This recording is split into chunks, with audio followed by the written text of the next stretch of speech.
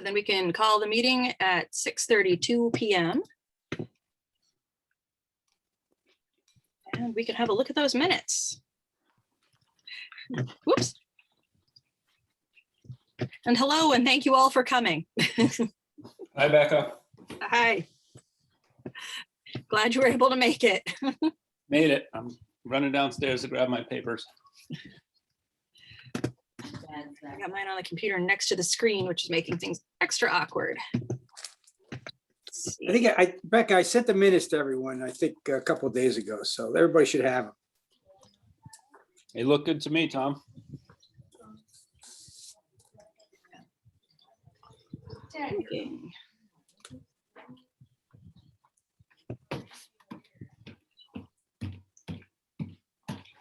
There they are. John, you okay with minutes? Yeah, they're fine with me. I forgot to unmute.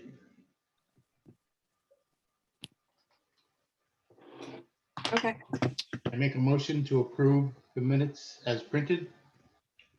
Second motion. All in favor? Aye. Aye. Great. Okay.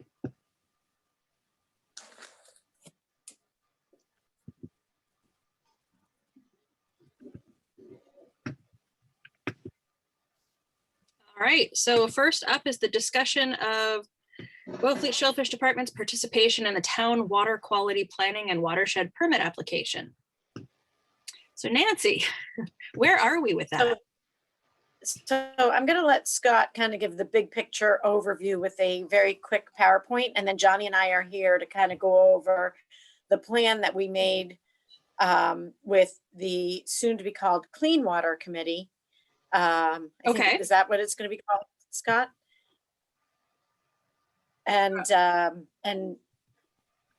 we could just talk, you know, it's basically a supplemental propagation plan for the department Okay, that will allow us to expand our normal budget. interesting. So All right. take it away, Scott.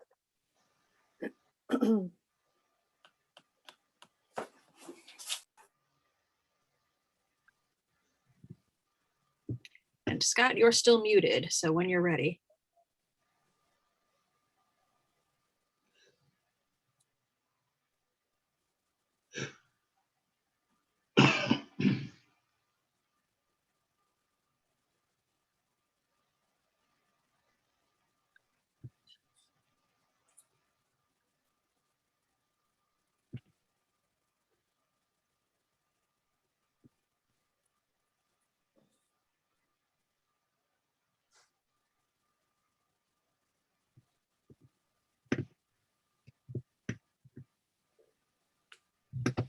I see something, but I don't hear Scott.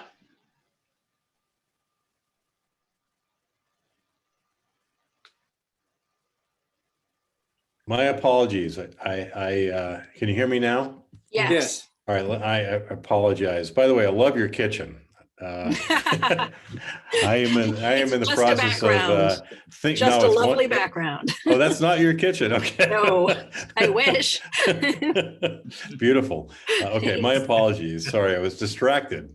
Here we go. I think let me go back here. I'm usually pretty good at this, but for some reason I'm having trouble tonight. I apologize here. That's not the right one. Hold on. Okay. Now, PowerPoint. Here we go. Can you see that beautiful picture of Wellfleet again? Yes. All right. Sorry about that, Nancy. So exciting news here, I think. I spoke with select person Devasto yesterday, and chair of the former waste, or I guess technically still the wastewater committee, Kurt Felix. And we are in the process of changing the name of this due to comments we received with this group, which I thought were excellent comments, to the Clean Water Advisory Committee. Because we are not proposing to treat wastewater, we are proposing to reuse nitrogen in a productive way to solve the problems in the coastal waters. So that's a big change here, which I think is an important one. And what I'd like to do with the chair's permission is take no more than 10 minutes to update you. Some of these slides you've seen before, but some are new. So I just want to kind of give you a fresh look, if that's okay. Mhm. And happy to take Sounds great. questions. So yeah, I did show you this slide before, but it's worth revisiting. The plan we've developed for Wellfleet is somewhat unique to the other towns on Cape Cod. It's broader because we're really focused on a lot of restoration work. Like the other Cape Cod towns, it obviously is prepared in compliance with the Clean Water Act. All 15 towns on Cape Cod are technically in need of updating to get into compliance with the Clean Water Act. Our program is very much focused on quicker results where you can see things happening soon. There's a focus on non-traditional and nature-based, and I could talk a lot about that, but I would tell you this is a very unique plan in that regard. I also can make a strong case that we are really developing a plan that has, I would add the word significantly reduced costs compared to other towns. I'm very excited about the next bullet. We continue to work with the affordable housing interests in town more and more, including several meetings I had today, which I can talk about later in detail. We're very interested in local jobs, local other co-benefits. And then, of course, we really want to take into account the climate change impacts. So all of those really have a strong bearing on what we're doing. I did show you this the last time too, but quick overview. This is a combination, or what the Cape Cod Commission calls a hybrid plan. I'll start in the center of town here, where you see these colored shaded areas. As a backdrop or a contingency plan to our plan is some sewering plans in the downtown area. These areas were proposed and developed by prior engineering consultants, Woodward and Curran, and environmental partners. So we've retained those plans in our plan, but they are now backup plans, meaning we'll go there if we need to, or if the town decides they want to. But first and foremost are some of these other call outs here that I'll quickly run around.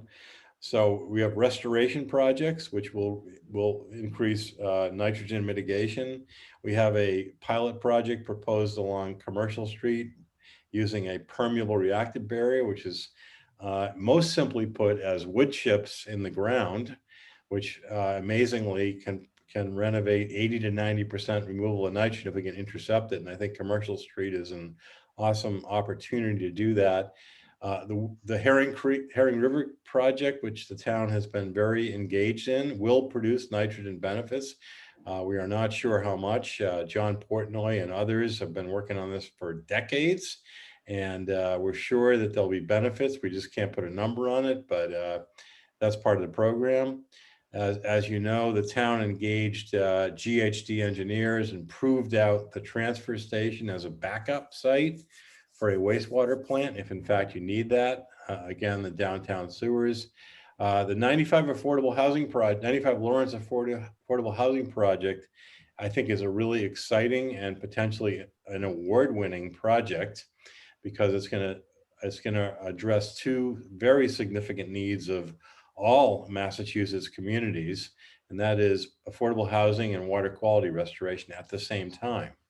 I can assure you, because I do a lot of 40B review work and watershed work around the state, that this is not a common situation where you can develop affordable housing and not only protect, but in this case, actually make water quality better. So I just can't say enough about that project.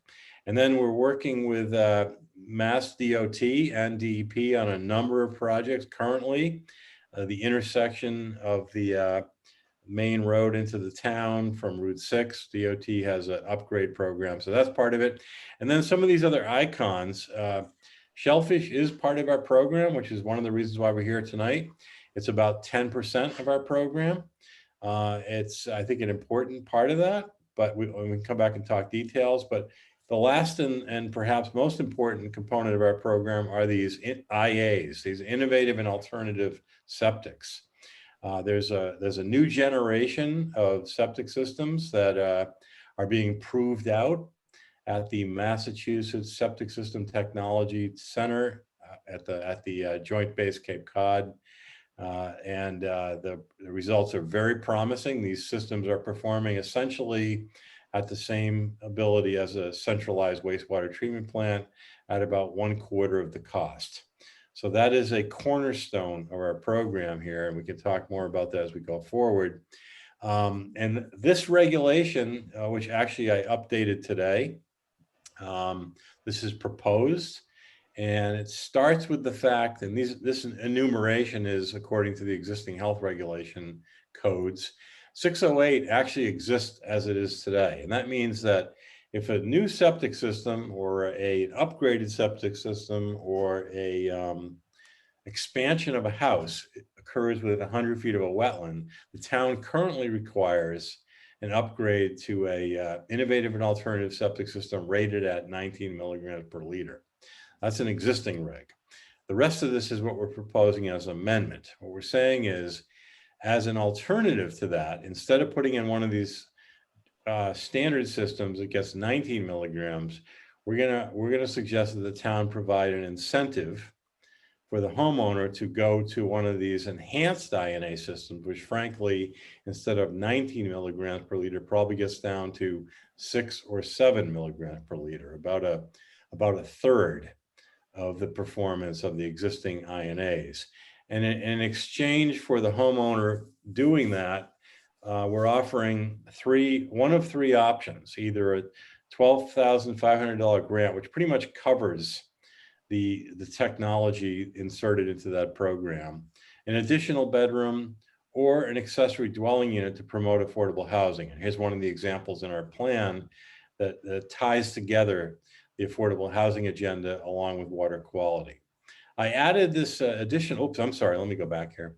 I added this additional provision here, and that is outside of the 100-foot regulation, throughout most of the town, and underlined here within the Wellfleet Bay watersheds, which is essentially probably 80 or 90% of the town.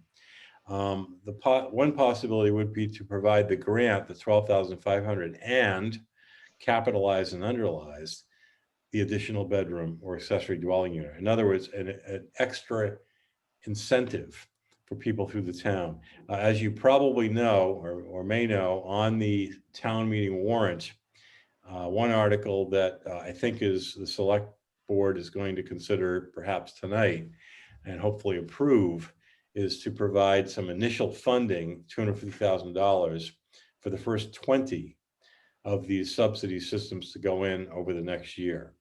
And that's really important for a bunch of reasons. One is that I think we don't want more standard Title V going in there, because essentially that digs the hole deeper. And secondly, collectively, statewide, we need 50 of these systems in the ground to achieve general approval. There are about 20 currently. There's another 10 or 15 going in Barnstable this year.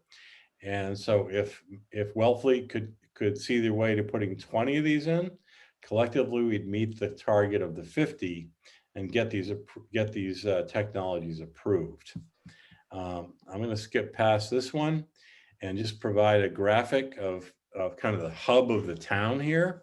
I think you all know this geography pretty well. Here's the town pier, the inner cove area, Duck Creek. This is the commercial street leading into town. This is where the PRB, permeable reactive barrier that I mentioned. By the way, all these little dots in the background represent septic systems. So as we all know, there's a high density right here in the downtown area. So this PRB along Commercial Street is really a perfect location, in my opinion, to at least test a pilot project that would intercept a lot of these septic systems. And these PRBs have a track record of about 80 to 90% removal of nitrogen. So that's one of our pilot projects. The other one, of course, is 95 Lawrence over here. I already mentioned the Route 6 stormwater projects, and then the IA upgrades throughout town. So our approach here is a integrated hybrid plan that includes a number of technologies that will achieve the objective. That's the Route 6 project. I won't go into detail, but I can come back to it. That's the 95 Lawrence project that I think you know about. Really interesting, significant project. I can come back and talk about that as well. Here's the downtown sewers from Woodard and Curran. just to flash that up there. And then here's the Duck Creek watershed and the PRB location. We're proposing a pilot right down here at the intersection of Commercial Street and Bank Street, where the town owns a property. And we think that's a really good place to go in and try out this technology. That's a photo of the location. Some of the graphics associated with the permeable reactive barrier technology. We're also looking at an alternative technology that was tested down in Long Island called the bulkhead technology. Here's a graphic here from the air. The idea is where you have a coastal structure, like a seawall or a bulkhead, the possibility is to integrate a technology like this with the reconstruction of that seawall. So that's another possibility for that location. We have a number of these ecosystem restoration projects throughout town, Herring River, Mayo Creek, and then a number of technologies that have been identified throughout the town. And then just a minute on the shellfish, which of course is nearest and dearest to this committee's work. This is a quick graph that Nancy provided me over the last 15 years or so of oyster landings. Admittedly, this does not include quahogs and other species, which have not shown the same progress. But there's a possibility here, we think, of shellfish providing a small component of this program. As I think we've talked about before, many of the other Cape towns are including shellfish in general as part of their nitrogen mitigation plan. I want to be extremely clear here. We are not proposing to treat wastewater, and we'll never talk about that again. We are proposing to recycle nitrogen that is essential. Without nitrogen, you would have no oysters or quahogs. So the idea here is to take that nitrogen that's in the water column and use it to increase the productivity of the systems. And our thought here, and this will lead to maybe Nancy and Johnny's presentation later, is a very controlled, continued, sustainable growth of the industry here, which will, again, in my view, as an outsider, and you all know better than I, continued job opportunities, as well as some nitrogen mitigation. And so that's part of the program. We'd like to make it part of the program. We think it's balanced now. It's only 10%, 5 to 10, about 10% of the program. We think that's reasonable, and we think it's important. And then very briefly on the INAs, just to kind of remind you, I know you've seen this before, but I have to keep looking at this to understand it. So this is a quick graphic. A standard Title V system includes a septic tank and a leach field. What we're proposing for this enhanced INA is another tank in the middle, which provides aeration as well as denitrification. Believe it or not, the media, the high-end technology we're talking about in 3 of the technologies that have been developed are nothing more than wood chips. They provide a carbon source, they're readily available, they're inexpensive, and they remove around 90% of the nitrogen, amazingly. So we don't need anything high-tech here. This is very low cost. George Heufelder at the Septic Test Center has been working on this for about 20 years, has published a lot on it. And he developed one of his own technologies called the layer cake, which use wood chips. There are 2 other commercial technologies. One is called Nitro. The other one is Nitrex. And those are at the root of this health regulation that I mentioned earlier. We think that it will be, our regulation is proposed in a way that would not require anybody to upgrade unless and until they want to build a new house, they want to add bedrooms, or they have a failure of their existing system and they have to dig up their yard to begin with. Then the marginal cost of integrating this is relatively low. And that's exactly how we have developed this plan. I'm not going to go through this in detail. I'll wrap this up within the next 2 minutes. We have some really good records here from Hillary Lemos, who has provided us the number of systems that are going in for new systems upgrades. So the idea here would be to time the integration of these technologies over probably a 30-year period. to develop enough nitrogen mitigation to meet the goals that are required.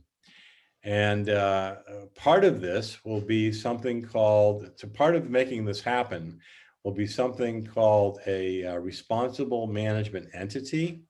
And this is a copy of a report from EPA on that subject matter. And that simply means that we would need to develop an agency, could be the Barnstable County Health, could be an extension of the Wellfleet Board of Health, could be a new entity, could be a private contractor, would need to track the performance of these systems to get credits for Mass DEP in the nitrogen mitigation plan. And then this is my next to last slide. The concept here with this plan is this shows 20 years. Frankly, it's probably going to get extended to something like 30 years. The idea is that there would be a number of 5-year segments or phases where the town would start to adopt and build pilot projects initially. Those would be what we're proposing for the town meeting warrant in June are two things: 95 Lawrence and 20 INA systems. And then over the next 5 years, maybe depending on the performance, more INA systems, the PRB project, more Shellfish, et cetera, et cetera. So over a 5-year period, the town would begin to try to implement some of these pilots, and we do testing. We do testing at the sites, we do testing out in the harbor. We'd meet with Mass DEP at the end of that 5-year period and do an assessment. Those technologies that look like they're working very well and the town favors would continue. Those technologies that are not working well, the town doesn't want to continue, we'd stop. Other technologies in the middle that are performing somewhat well, but not as well as we'd like, maybe we can tweak those and increase the performance. The idea is that as we go on here, if we don't get enough performance from the technology they're proposing, we can default to building some of the Seward areas, the downtown areas, et cetera, which frankly are more costly, probably in my opinion by a factor of about 4. So my thought would be, I know myself, I like to go for low-cost alternatives in my life, especially if they provide co-benefits and other benefits to the locality. So the idea would be to proceed with that and have this as a backup plan. I'm quite confident this non-traditional technology will be successful, but Mass DEP does require a more conventional sewering plan as a backup. We have that. We have the transfer station tested and approved, or I shouldn't say that, not approved by DEP, but the results of that study show that the site will work. Mass DEP is reviewing that. Again, I'm quite confident they will agree that that site is a good backup. And that's the last plan. I'm just going to come back to this same graphic I showed you earlier. Hopefully I haven't taken too much time, but that's just a kind of a quick reacquainting with a couple of minor additions. So Madam Chair, I turn it back to you in your beautiful kitchen and be happy to either take questions or pass it along to Nancy and Johnny. Thank you for your attention.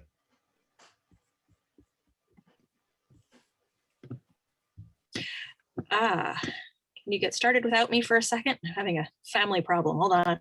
Oh, no problem. Should I just ask for questions? Yeah, I've got a question for you. Oh, John, go ahead. Thank you. So that map with all the green dots on it that showed the PRB, Yep. there's some dots were tiny and some were bigger. What was that? Let me go back to the map. It's easy to get there, so let's do it.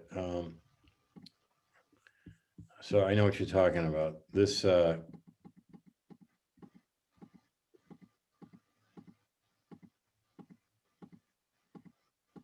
this plan, right? Yep. Yeah.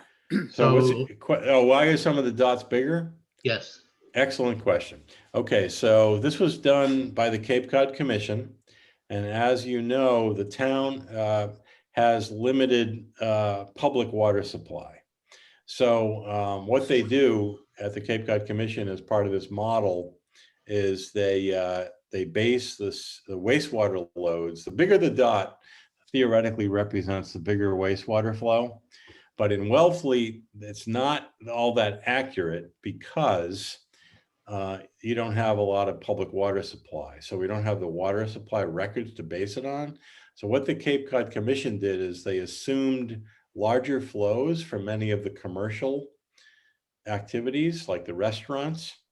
But this is an assumed level. So, and that's because we don't have the data in the town. So I know that speaking with Ryan Curley and others, there's a process underway, and speaking with Hillary, where we're actually checking septic plans to try to update these maps. So frankly, John, I would not pay a lot of detailed attention to the size of these dots because I think we can refine this information. What I would pay more attention to is my suggestion would be the density, meaning over here, regardless of the size of the dots, you can see there are many septic systems. I would suggest that the locations of the septic systems is quite accurate, but the size of the dots, I would not pay a lot of attention to.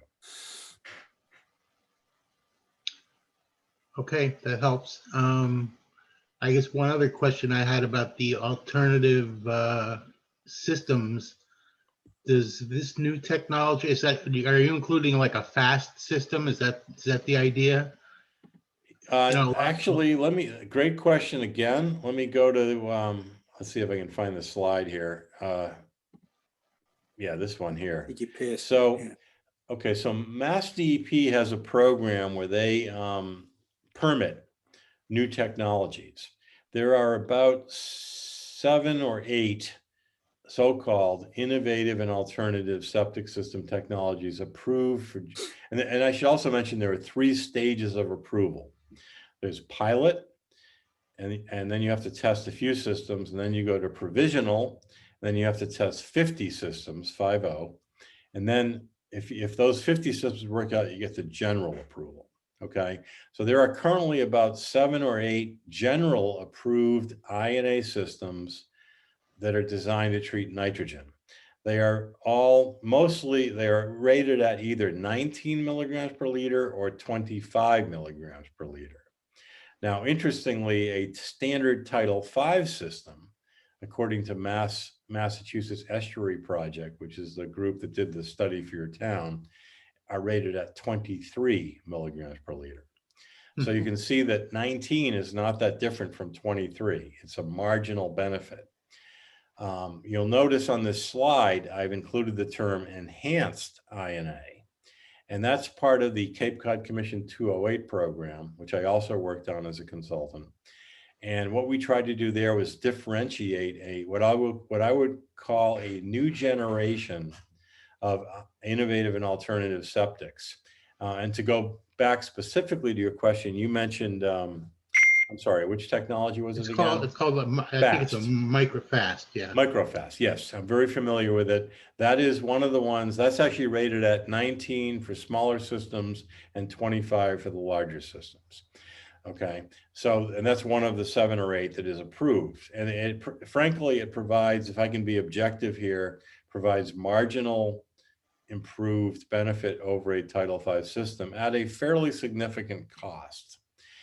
And these enhanced INA systems, the new generation, in my opinion, provide a very significant reduction in nitrogen at essentially the same cost.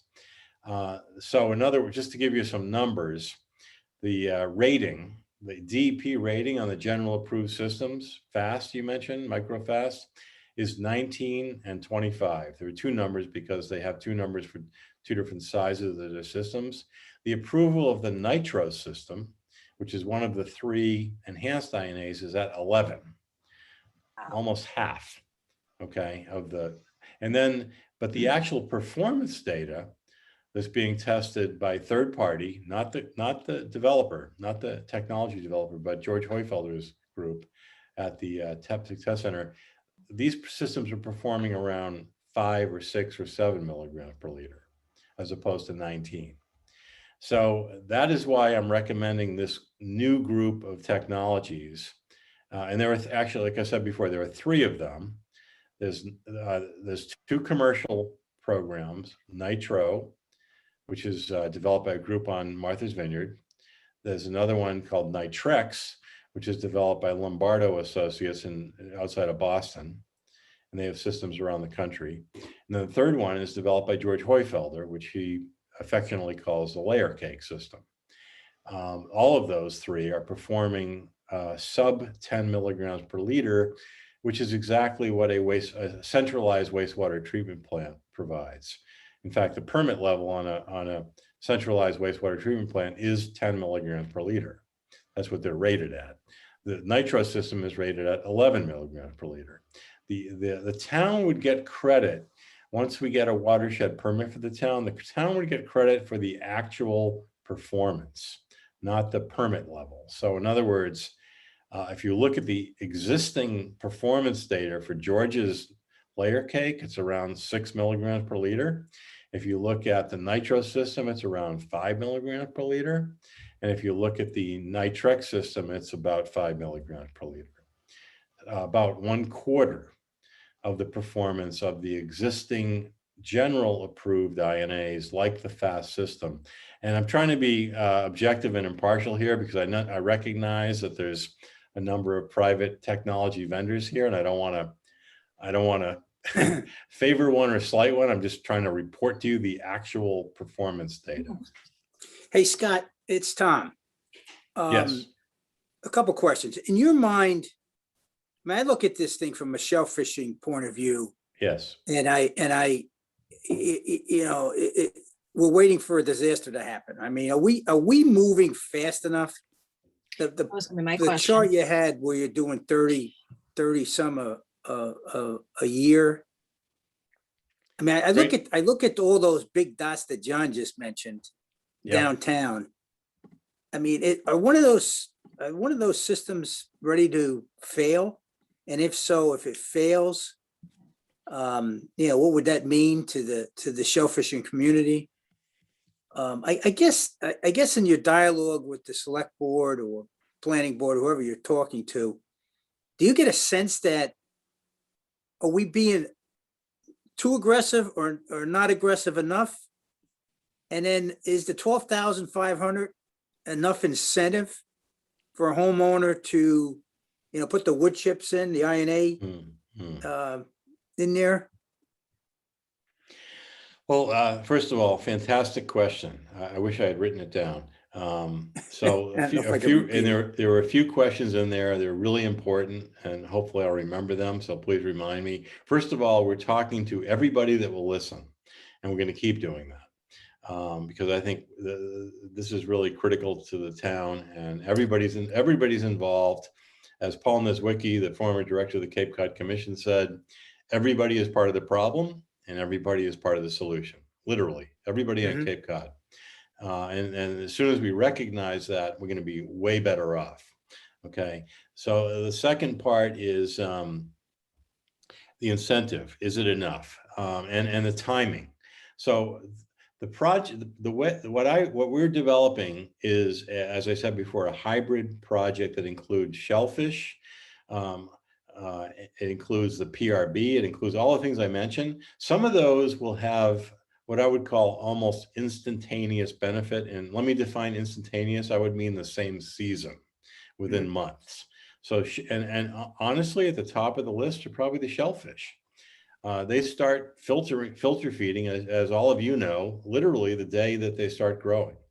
And they filter more as juveniles than they do as adults. So at the beginning of their life cycle, they are performing probably more than anything else on this list in terms of timing. You can't do better than that, in my opinion. The second best in terms of timing might be the PRB and the ecosystem restoration projects. And the reason I say that is because they're right at the water's edge, meaning you start filtering that either with wood chips in a PRB or with salt marshes and an ecosystem restoration project. You're going to be catching the water as it enters the estuary. So those three things, shellfish, PRBs, and actually I'd add stormwater to that too, and the ecosystem restoration, pretty quick, I would say within the season. Interestingly, what virtually all the other towns have chosen as an approach to deal with this problem, which is sewering, is the longest term impact and benefit, because the groundwater moves about 1 foot per day on Cape Cod. So if I can use my cursor here, I don't have a scale on here, but let's just say center of town to here is maybe, I don't know, 1,000 feet. That's 3 or 4 years. Okay, maybe more, maybe 5 or 10 years. So there's a lag time. So that's your question is spot on. And what we're doing here is, I think there's also a very logical benefit to treating at the source, which is obviously wastewater is about 80% of the source. Fertilizers are 10% of the source, and stormwater is about 10% of the source. That's what the MEP project says. So wastewater clearly is a major source here. There are also natural sources out in the estuary, and frankly, a lot of nitrogen falls out of the sky as rainfall. So all of those things together, but it's hard to control rainfall, right? Although we can support the Clean Air Act, we can elect people that will support the Clean Air Act, and frankly, that has huge benefits in the last decade or two. There's a lot of scientific evidence that some of the administrations, the last few administrations that have supported the Clean Air Act, have made major differences in nitrogen falling in precipitation in the Northeast, like maybe 30-40% reduction. Significant. But that's hard for Wellfleet to enact. That's something we need to do at the ballot box on national elections. For Wellfleet, it's 3 options. It's wastewater, it's stormwater, and it's fertilizers. And 80% of it is wastewater. So to get back to I'm giving you a long answer. I apologize, but it was such a good question. So the wastewater stuff is important because it's a big source, but it's not going to have immediate effect. It's going to be a year or 2 or 3 or 5 or 10, depending on where that happens. Now, you may have remembered, and I went too quickly tonight, I've recently amended the proposed health reg to focus on those systems that are within 100 feet of wetlands, which is mostly the coastal systems. And that's because that's what the existing health regulation says. The other benefit of that is that's within 2 or 3 months flow time of the estuary. So my thought would be, if I was the water czar, I would replace all these septic systems along the shoreline first. If I couldn't replace them all at the same time, I would go for the ones along the shoreline first, because that's going to have the most immediate effect. And that's what the most recent draft of the health regulations suggests. Go for those systems first. And then I'll stop. And the last part was the incentive. Is it enough? I don't know. That's why we're talking to people, including you people. You tell us. The 12.5 is based upon the cost of the technology. You're right. There are other costs. You got to get an engineer to do your design. You got to dig up your yard, and you got to do landscaping when you finish. But our theory is that all that other stuff is going to happen anyways with a new home, with an upgrade, with a repair, or an adding a bedroom. But maybe we need to sweeten the pie a little bit. I'm not sure, to provide this incentive. But of course, that is, as they say, all it takes is money. And we could up the 12.5. I look at the, interesting, through my lifetime, we put sewer systems in a town. I was in Rhode Island, and I've seen septic systems go in other communities in New York. And many of the homeowners just went to the contractor and said, hey, if we do these 20, what's the price? Or if we do 5 of them, what's the price? and you tell your story, which I think is very compelling, but then you gotta convince these homeowners to take action. Yeah. You could talk forever about all the issues and what's going to happen and how much nitrogen we're going to take out of the system, but everybody's going to think about their pocketbook. And once we get a group doing it, hopefully we can get other roads or streets or whatever Yep. I like your idea of, addressing the ones right on the water first and, get the ball rolling. Well, let me just highlight one thing. The existing health regulation in Wellfleet says that if you're within 100 feet of a wetland and you need to do an upgrade or a new system, you have to put an INA system in, one of the 19 milligram per liter systems. That's going to cost you whatever an existing Title V costs. Let's call it 20 grand. It's going to cost you an extra 10 to 15 to do that. So you're at 20 plus 10 plus 20 plus 15 to put that in. That's the existing reg. Yeah. What we're saying is, with this new proposed reg, is we're going to give you 12.5K if you go to enhanced INA.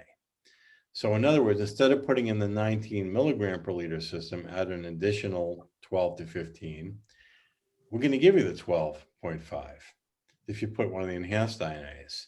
So I think that's a pretty good incentive for somebody to say, instead of putting in one of the 19 milligram per liter systems where I get no subsidy, I'm going to put in one of these enhanced INAs with the subsidy, and the cost is about the same. It's very close. Mhm. So I think that'll work. I think that, I mean, I'm a homeowner too. And in fact, I'm going to put one of these in myself, and I'm going to pay for it. I'm not going to get a subsidy in I live in Barnstable. I'm going to do it because it's the right thing to do.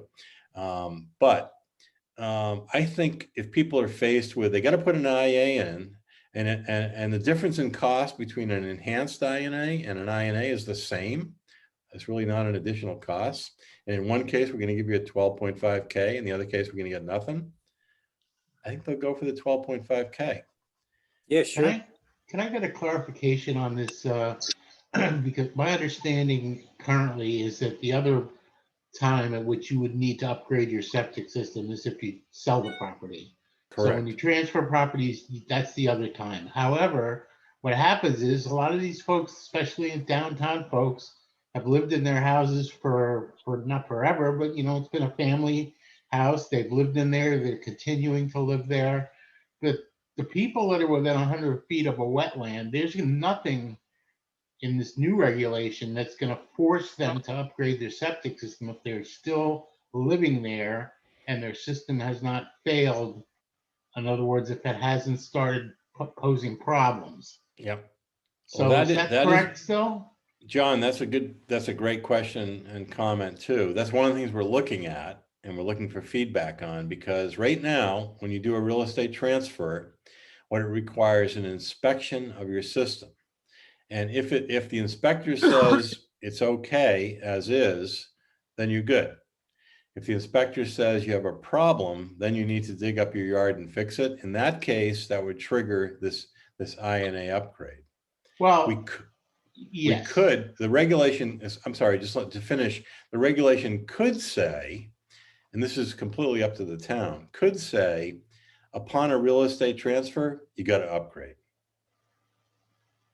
Well, That's an option. that's basically the way it is now. I mean, if you have a cesspool, which a lot of people still have here, and Right, it's inspected, you fail because it's a cesspool. right, So then you have to upgrade the system, right, which is right. what most people are faced with. Correct. And so I'm sure I'm going to be talking to you or somebody that owning a property downtown is it's pertinent to me. So that can be off meeting here. But Yep. I Yep. just want to make sure that I'm still correct, that you're not going to be forcing anybody within 100 feet of a wetland that's been living in their house with no problems, who's not going to sell, that they're not going to have to upgrade. Correct. All right. Correct. That's the way it's drafted right now. My whole approach here, my recommendation, because I've seen this in other communities, is not to force people, but to provide them incentives to I make think it a lot of easy. people will do that. There are people that will take you up on it, and it's a good goal to educate people that this is the best idea, and if you can do it now while you get credit. Right, right. The advantage is here, we have 30 or more years to implement this.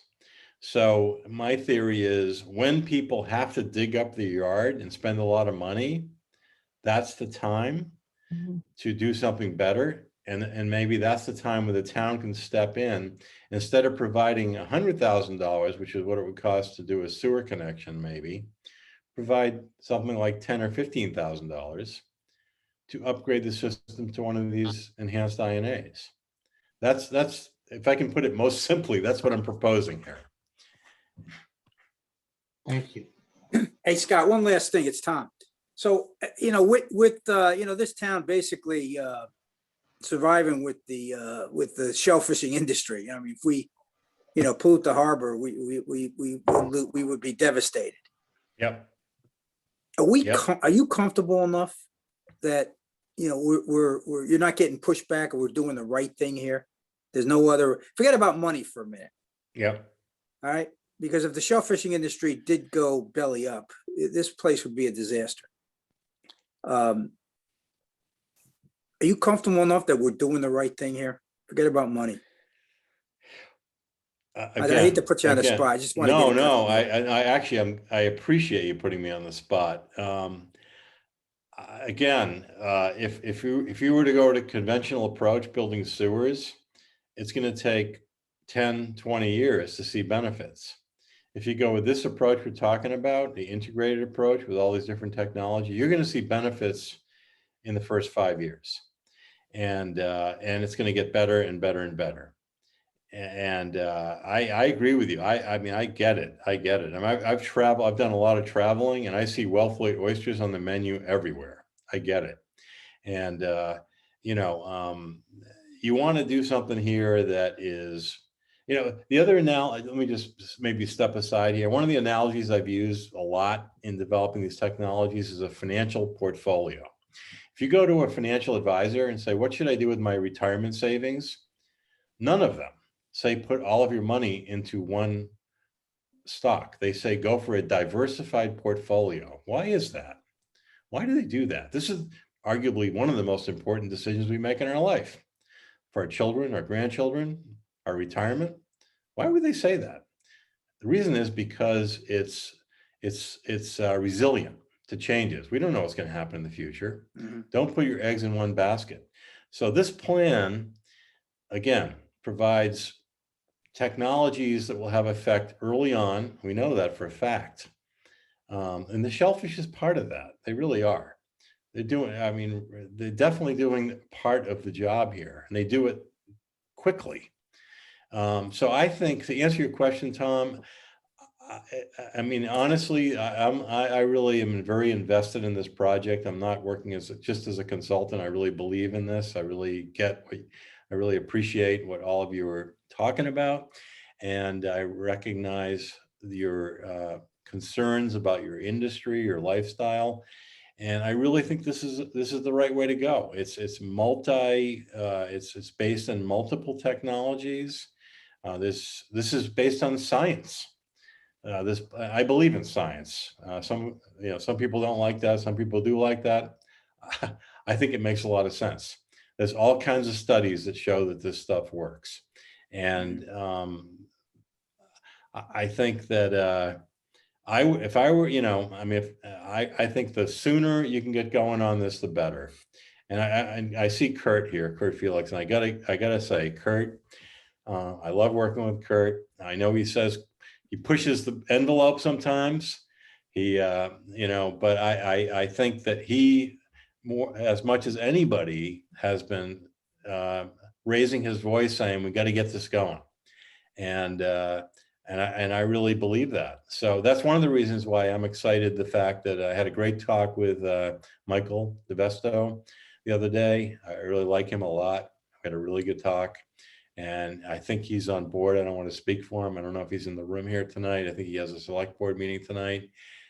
We had a good conversation with Charlie Sumner the other day, I also worked in the town of Brewster where he worked before. And, we got to get going on this. And I say we, because I really feel like I'm part of it. And I'm really excited the fact that the town is willing to put this on the agenda for the June meeting, some of these items, despite the challenges that you're facing, and you're not alone. Many towns face these challenges, and then we're going to have a fall town meeting to do more. I think that's awesome. that's really exciting. And I think we can do a lot. And I really feel like there's a lot of support for this. So I don't, that's a long way around answering your question, Tom, but yes, I think this is the right, I think this is the right approach. Frankly, the more we can do, the more you can do faster, the better. But as you know, it's a political process. Some people are going to want to drag their feet for one reason or another. They don't believe the science, or they don't have the money, or they have other priorities. You know, there's all those other legitimate concerns. But I think that this plan is something that will have some quick effects. I think it'll meet the objectives, and I think it will do it at a very reasonable cost. But I'm going to ask Kurt if he wants to jump in here, because I can see him here. I can see him chomping at the bit. I did actually want to echo, I wanted to jump on something that Tom had asked about, and that was, are we going to get enough soon enough? And, what are the potential impacts to the shellfish industry? And one of the pieces of science that's come out of this process over the last couple of years was the work that Agnes Mittermeier did, looking at what causes black mayo in Wellfleet Harbor, because that's really the crux of the problem, especially for the shellfish industry.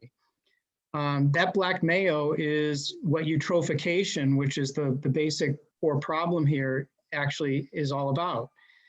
And what she found is that black mayo is largely comprised of phytoplankton, decayed phytoplankton. So we've got a filtration problem in the harbor. In other words, not enough filter feeders. The other 15% of it was decaying marine vegetation. So the two biggest components are phytoplankton and marine vegetation. And that's about 95% of the nitrogen component in that black mayo. There wasn't any evidence of human nitrogen in the black mayo, which is why she wants to call it custard, because there's really it is not a wastewater type related issue. So what that points to from a science standpoint is we need filtration in the harbor. John's been working very hard on restoration of Manhattan, one of the other huge, big filter feeders that's missing from our ecosystem. Improving the salt, doing these salt marsh restoration projects is going to have a big impact on increased filtration, especially from the biodiversity that populates a salt marsh. So, just to quickly echo what Scott was saying earlier, this plan produces much faster benefits, and it's also focused on the area where we've got the problem and what the problem actually is. Which is increasing filtration in the harbor. And clearly all shellfish helps in that regard as well. That's the biggest consumer of phytoplankton. So increasing our shellfish populations in the harbor is going to have a big impact on reducing black mayo. So those are, I think, the biggest threats to the industry, Tom. And I think this is a much, much, much more targeted approach at getting focused on the real problem. Yeah, I appreciate that, Kurt. Thanks. Other questions? About the IA systems as proposed with the wood chip, what's the burden on the homeowner for maintenance of the system? Is it as simple as a traditional? Sorry, I'm tired. Title 5, yeah. What are we currently using for septic? Yeah, Title 5. Title 5. So Damien, again, great question. And to be perfectly honest, no, it's not as simple as a Title 5 system. Frankly, Title 5 systems for most people require zero maintenance. Some people, in fact, I would say it's way less than 50%, according to the data, pump their system every 3 to 5 years. That's all they do. So this does require more maintenance, and that's one of the considerations. And that's one of the reasons why an integral part of this plan is something called an RME, which is an acronym that stands for Responsible Management Entity. And this is something that EPA, the state DEP has developed. And what that means is you have an entity, and let's just say for the sake of argument, it might be Barnstable County Health Department, because they have a lot of expertise. And they would, and potentially some private contractors would monitor the systems and make sure they're working. Now, I'm involved in 3 RME advisory committees right now. One is Mass DEP sponsored, one is industry sponsored, and one is Cape Cod Commission sponsored. And I can tell you there's a huge effort underway to look at how to make this process more efficient. So for an INA system, whether it be innovative and alternative, whether it be a microfast system, as we were talking earlier, or one of these newer nitro systems, essentially what the current regulations require is that the system has to be tested 4 times a year for the first several years, and then it goes down to once per year. It also requires some monitoring to make sure the system is operating properly. In a conventional sense, that might be somebody has to actually visit the site and look and if it has a pump to make sure that the air pump is working, for example. What I will tell you is that the current these innovative new enhanced technologies are looking at developing almost completely remote monitoring. And what I mean by that is, as many of you know, and I'll hold up this little device here, iPhone, and you've probably heard this story. This is more powerful than Houston Mission Control that sent the Apollo mission to the moon. You've heard that. That's true. So since this got invented, we have another generation that's even more efficient than this. And that is these little microcomputers that you can put into these systems. I'll give one example. John Smith, the inventor of the nitro system, has a very small device he puts in the system. He showed it to me. I can run it on my computer that shows it monitors the air pumps in his system every 15 minutes to show they're working. So what we are working with DEP is suggesting that instead of having a human being go to the site once every 3 months to make sure the air pump is working, to look at a computer or an iPhone, which will give you the result that, in fact, we already know the air pump is working, not only once every 3 months, but every 15 minutes. So what I'm getting at here is there are these technology developments that are not new. They've been around for 10 or 20 years that we know work very well that could be used to monitor. So that's, again, a somewhat long answer, but I just want to rephrase that. Yes, these new technologies require more than Title V, but there are innovations that are going to make it very efficient. Go ahead. It sorry. just begs the cost because it begs the question. It sounds like you're getting into providership.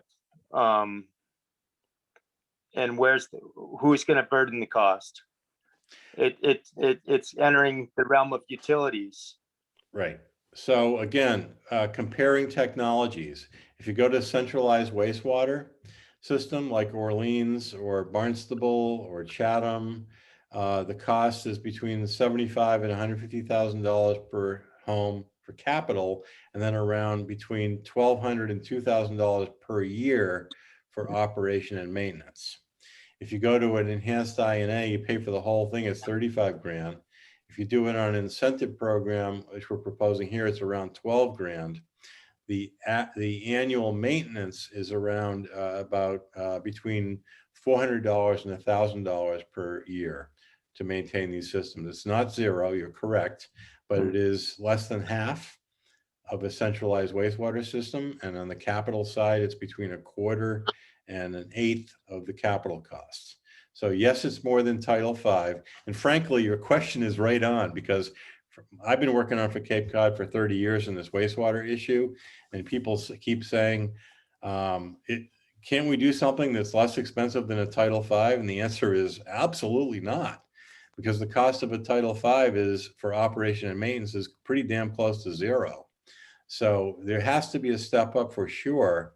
And the choice will be between a centralized solution at, again, 75 to 150K per hookup and around $1,000 to $2,000 per O&M per year, or something else, which I think is a lot less. So yeah, it's more expensive, but relatively speaking to where you might go, it's probably a lot less expensive. And again, I'm working on this a lot, because not just Wellfleet, but I work for the town of Barnstable also, and many other communities. And there's a huge amount of effort looking at to reduce the operation and maintenance costs using these new technology, I'm sorry, these old technologies, which work very well. Scott, can I just get another clarification? What you're saying, these new and enhanced and improved systems, you won't need to have 4 times a year monitoring, paying for monitoring. You could do all of that remotely and not have to pay somebody to come look at the septic 4 times a year?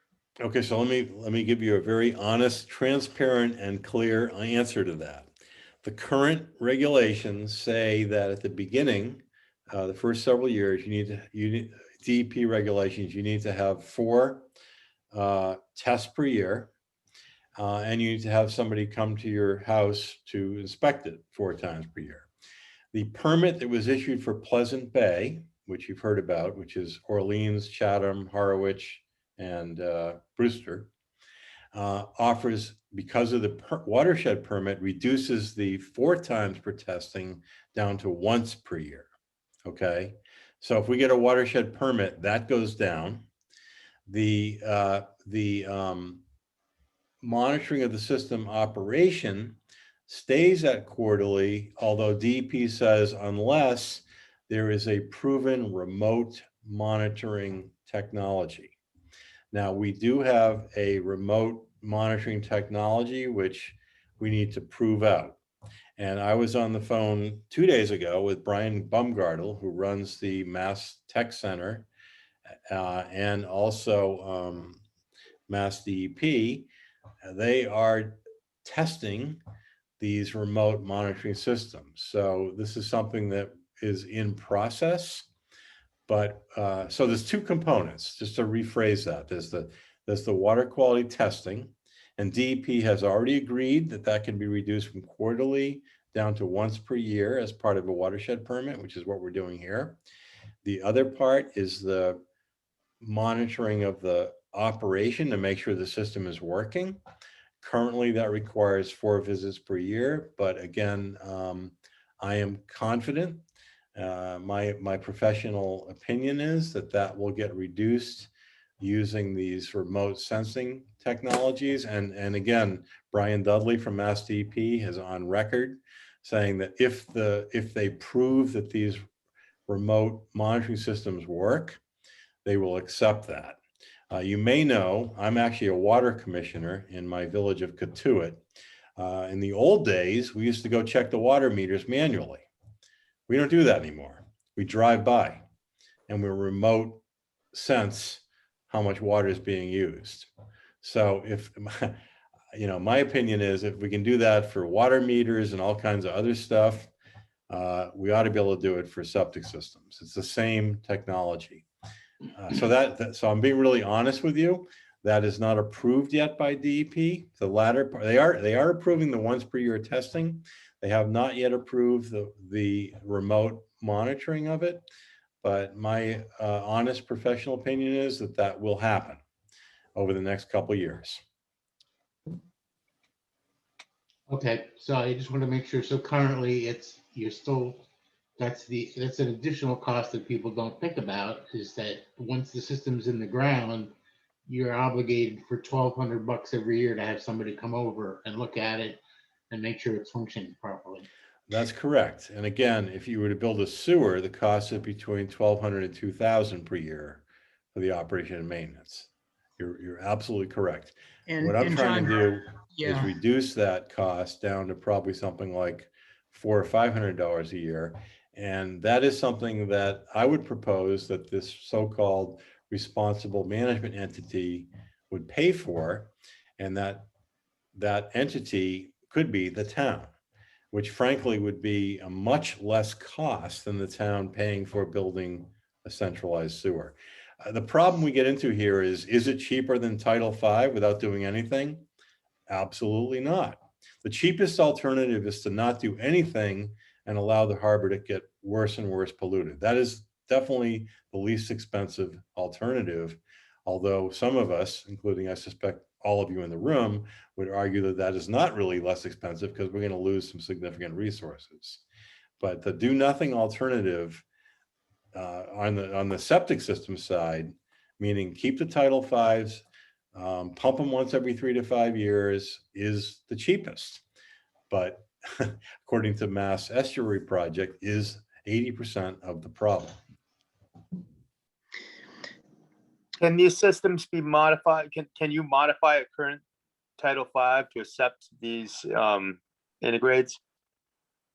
Yeah, I'm sorry, I'm just fishing around here to see who asked that question, because I want to be. Sorry, it's Damien.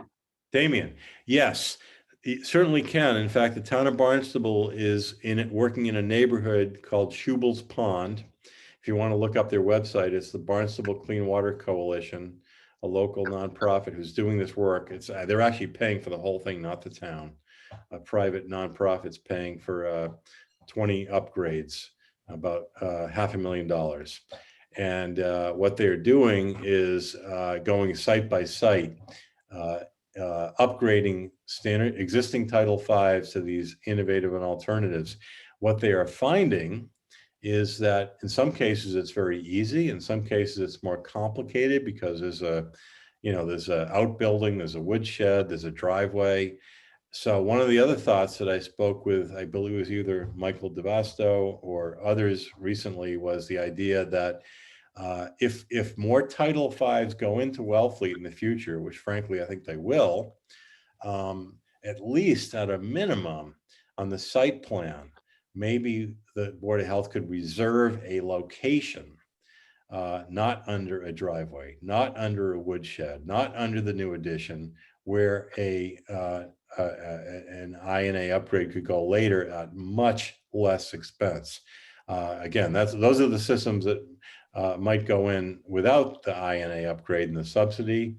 Of course, the best case situation, and I think Kurt and I have talked about this a lot, in our opinion, no new Title V system should go into the ground, because it's frankly digging the hole deeper, because those are going to need to be replaced at some point, either by a sewer or by an INA in most of these watersheds in Wellfleet, in my opinion. So every Title V that goes in these watersheds, and unfortunately, according to the MEP report, these watersheds, and I can go back to an earlier slide, most of them, my first slide, here we go.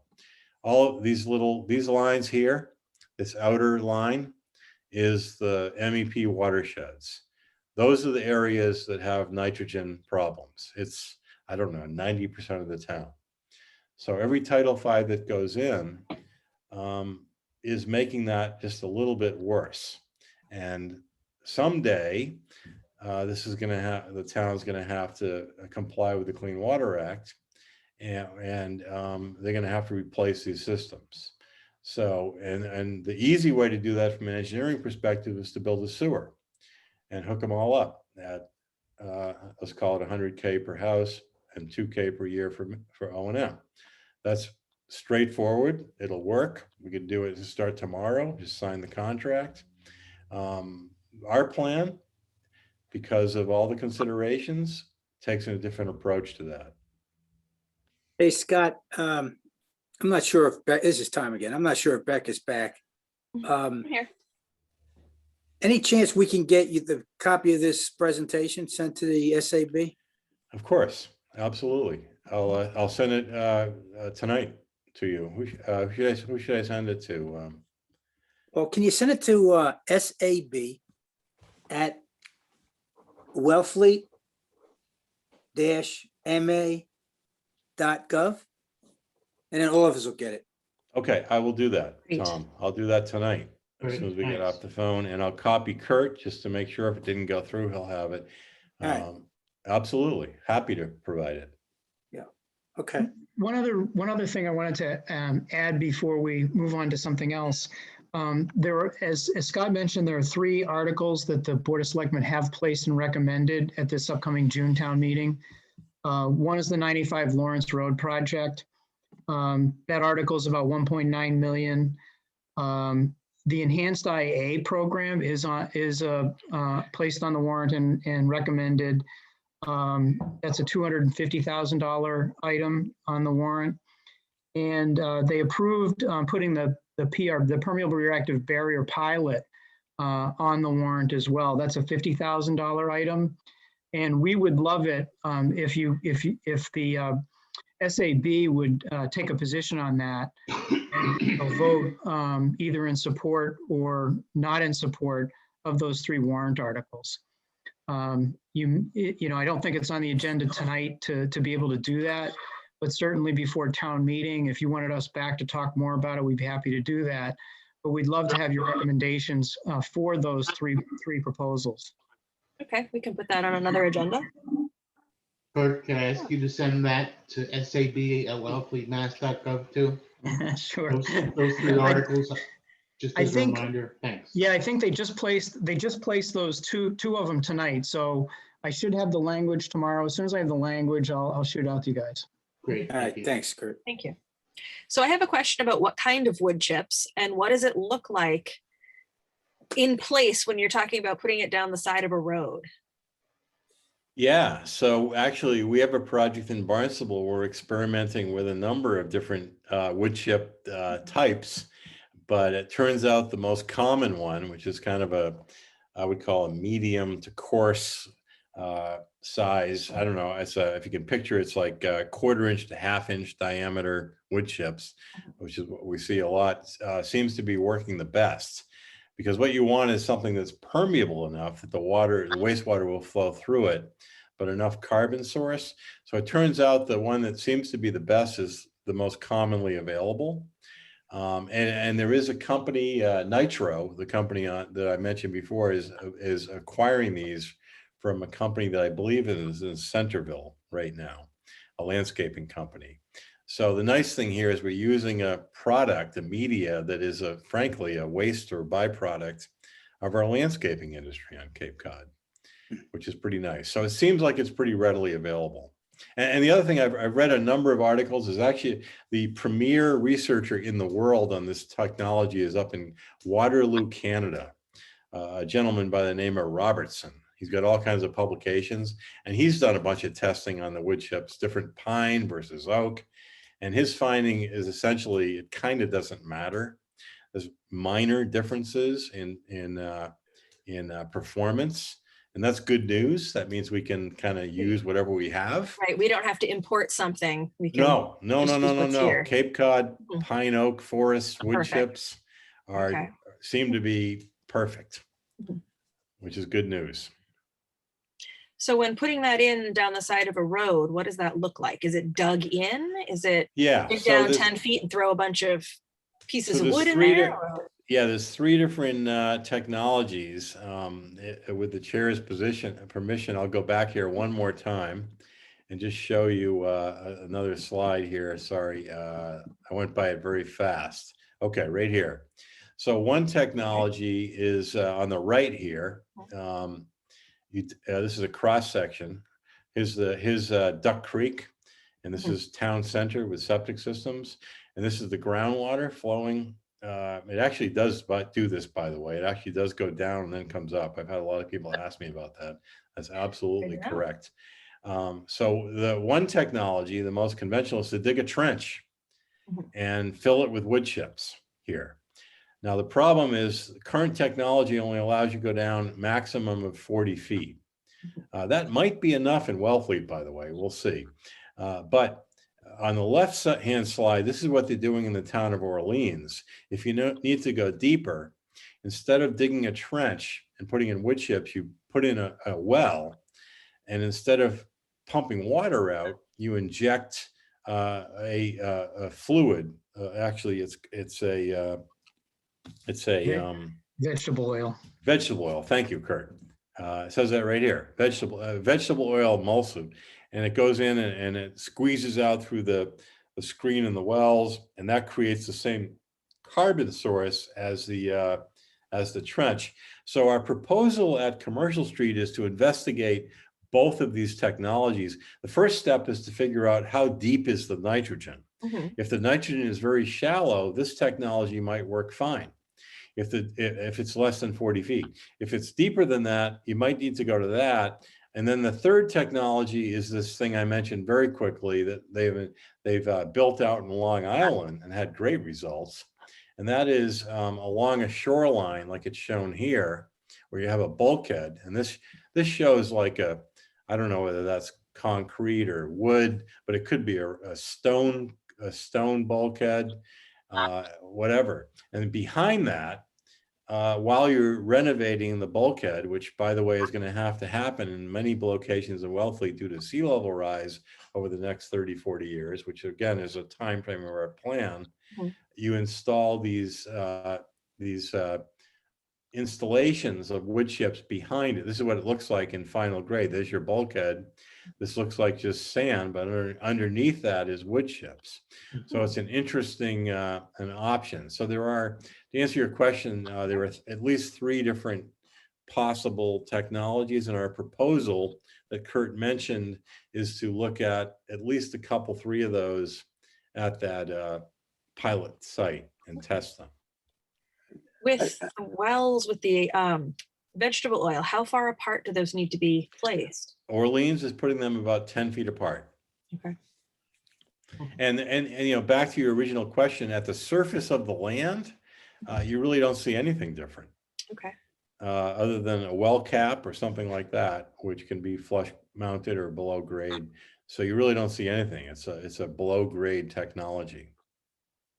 As the wood chips begin to degrade and break down, don't they become another nitrogen source? Well, good. You guys are asking great questions. You're biologists. So Robertson up at Waterloo, who is, in my opinion, the world authority on this, is also testing the longevity of the wood chips.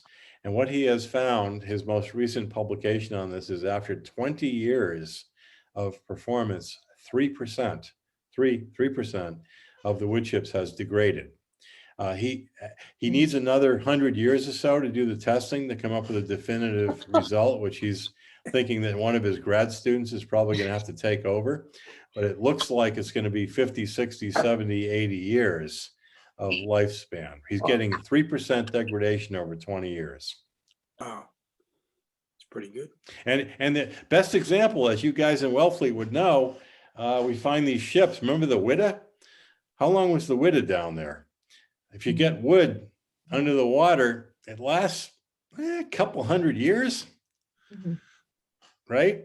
Talk to, what's his name from the Witta? Go look at the museum if you haven't seen it in Yarmouth.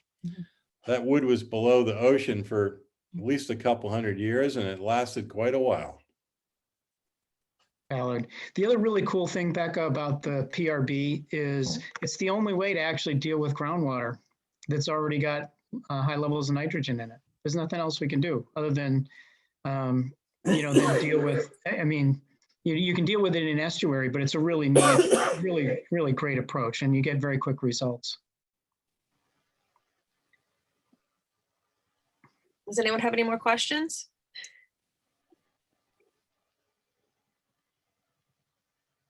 All right.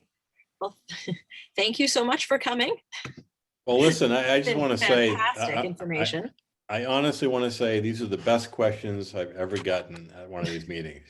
I really mean that. Great questions, very thoughtful. I've made a bunch of notes. I learned as much as you did tonight, so thank you. Happy to come back anytime. And I also want to say Nancy has been great to work with. She didn't say anything here, but she has been amazing and a great ally and partner in this project. And big shout out to her. Well, thank you. So good night. Thank you. Thanks for Good Good coming. night, Scott. Thank you so much for Good coming. night. Good night, Kurt. Good night. Thank you, Thank you Kurt. very much. All right. All right. So are we ready to move on, or do we need a break for a minute? That was interesting. I'm good. Okay. Yeah, I'm good too. All right. I think I can make a few more minutes here. Let's see. So the next thing is the discussion of whether to relay shellfish in the channel. Nancy, yes. Hold on 1 second. We never talked about the use of oysters. There we go. That's what, yes. I was wondering Yeah. where that was on So- here. That's where Johnny and I are coming in. So can you show us what you sent about the oyster Yeah. situation? Yeah, You so mean hold on. you- Johnny's gonna talk. I'm gonna share the screen. Okay. And so you can, if you can either look at Johnny or or this, whichever you prefer, but Okay. Johnny's right there and You don't have to look at me. All right, thank you, Johnny. so. Yeah, hey, how are you guys? I hope you're all enjoying this weather. Hey, Johnny. Great. And I hope everyone's vaccinated and safe, and we feel good. So, anyways, these numbers and plans are a bit conceptual. Nancy and I sort of, put this down, about February when we were, just, worried about some other things besides this. As when we began this stuff with Scott, he had to really talk us off the ledge because his target numbers to reduce nitrogen, the harvest numbers were frankly quite frightening. The initial figure was harvesting 700,000 pieces per acre in Chitman Cove. And that, so since then he's talked us off the ledge, and we feel a little bit better about it. The first thing is that this isn't like a nitrogen mitigation project, for oysters. We're in a town where they have no commercial fishery, and these oysters are just basically thrust upon the market, in the fall when it's at its worst. We would be increasing our propagation activities, independent of this. But if it works out for us, who knows? So we have a very rough plan of some closures in different areas. Now, well, the most important thing about a closure in our mind is that we put inputs into the area before we close it. So in the case of, it's most easily explained in oysters, where we would have some spawning stock and culture to catch the set. For the cohogs, the most important part in our view is the mature contaminated relay stuff that we get from the state. We think that would, spawn much quicker than would aquaculture cohogs. For aquaculture cohogs are basically harvested at 2.5, 3 years old, 1 inch diameter, and they're not really big spawners yet. In fact, if they're fast growing, a lot of them can still be males. The population can be skewed towards, the male gender. And, some of them are like a big ticket capital item. We have an upweller listed like that. That would be sort of a one-time expense. And obviously that would help us pay dividends down the road, beyond the scope. Beyond the scope of this plan. So, and then, when you see numbers like loads of culch, okay, on the first thing, it's 8 loads. All right, our yearly culch budget is 10 loads of culch. With every other year, we kind of luck into a little bit of free culch from our harvest. Wouldn't you say every other year? Yeah. Yeah, we get a few free loads to that. So basically, that's between 3 weeks and a month of culching. So there'll be some differences. Obviously, a lot of culch in a different area would require an earlier start than we do. I don't think it'll be a problem. Some of these areas, the culch, it hasn't been getting really munged up with algae. So yeah, that's about it. I can't see the utility in going through each bullet point. I'm sure it'll change. But yeah, that's, and then we would have some, when we say close and reopen, we have discretion on how long to open or whether to early or late or anything, of that nature. The Hey, John. mitigation. Yo, go ahead. Hey, John, it's Tom. When Yeah, I you see when you say you're going to close an area, you're just going to close a piece of the area, right? You're going to put buoys around 4 acres in Logan Bay? Yeah. And let's not get hung up on the 4 acres. And we're going to take the temperature of our community too. I think, you know, if we were to put some significant inputs on an area, let's say around your neck of the woods, Tom, not in front of Yeah. your house, but going towards the highway. Okay. Yeah. Okay. I mean, I think if we put some inputs in an area, I think we could gain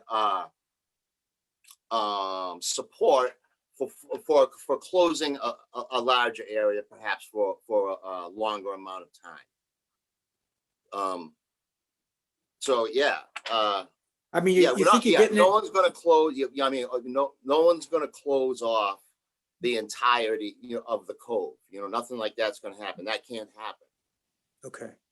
Because I think a lot of guys, you know, do spend some time around the corner from me.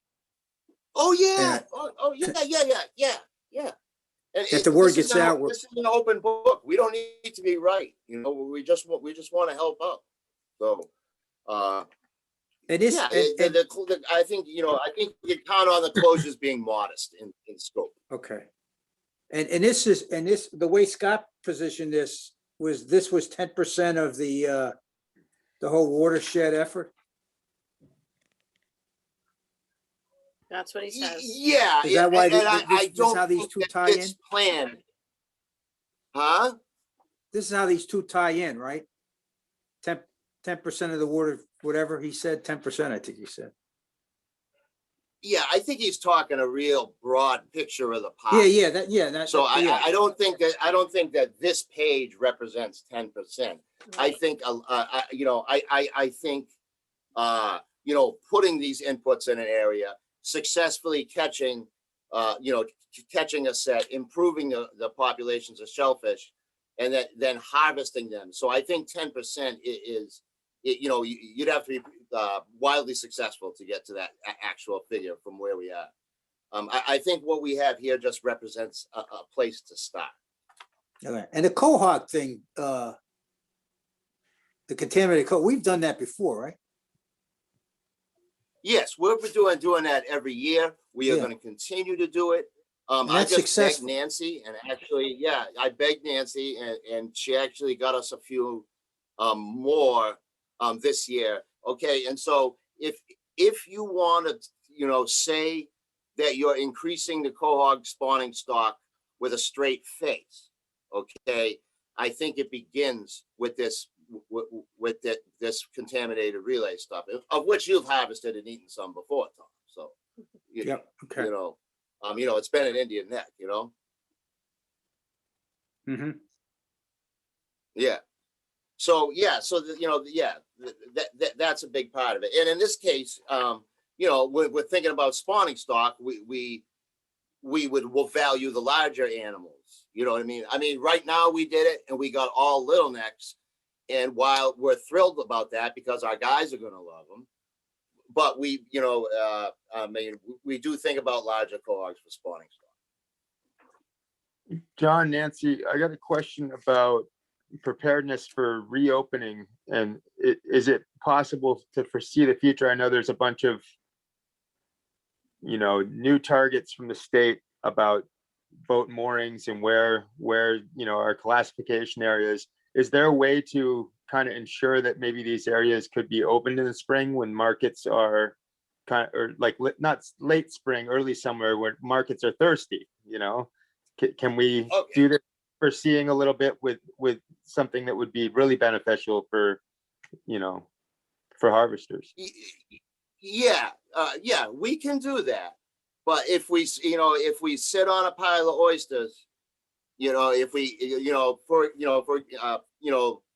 let's say the area in the railroad bridge, you know what I mean, that opens December 1st. All right. So if we elect not to open it, we have to be prepared to look at each other if the ice grabs it. Right. You know what I mean? So, Right. I mean, So, it's changing, Damien, over the last couple of years, but I've just lived in such mortal fear of ice. Yeah. You know, so yeah, but all that, you know, all those considerations can happen. You know, I will say in the big picture, I don't think entirely managing for the market is the best way to go. You know what I mean? But yeah, for a you know, for a sort of created sweepstakes situation, yeah, open it up in the spring when the markets are good, is a perfectly reasonable alternative.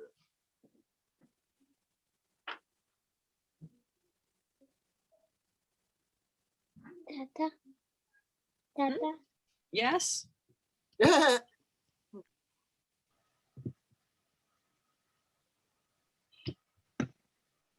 So one of the things that's not in here really, you see these total expected costs by year, is the potential of adding an employee. And we don't really know if, we have to see what it would take, but all we know is that we can't be responsible for any reporting that needs to happen in order to meet compliance.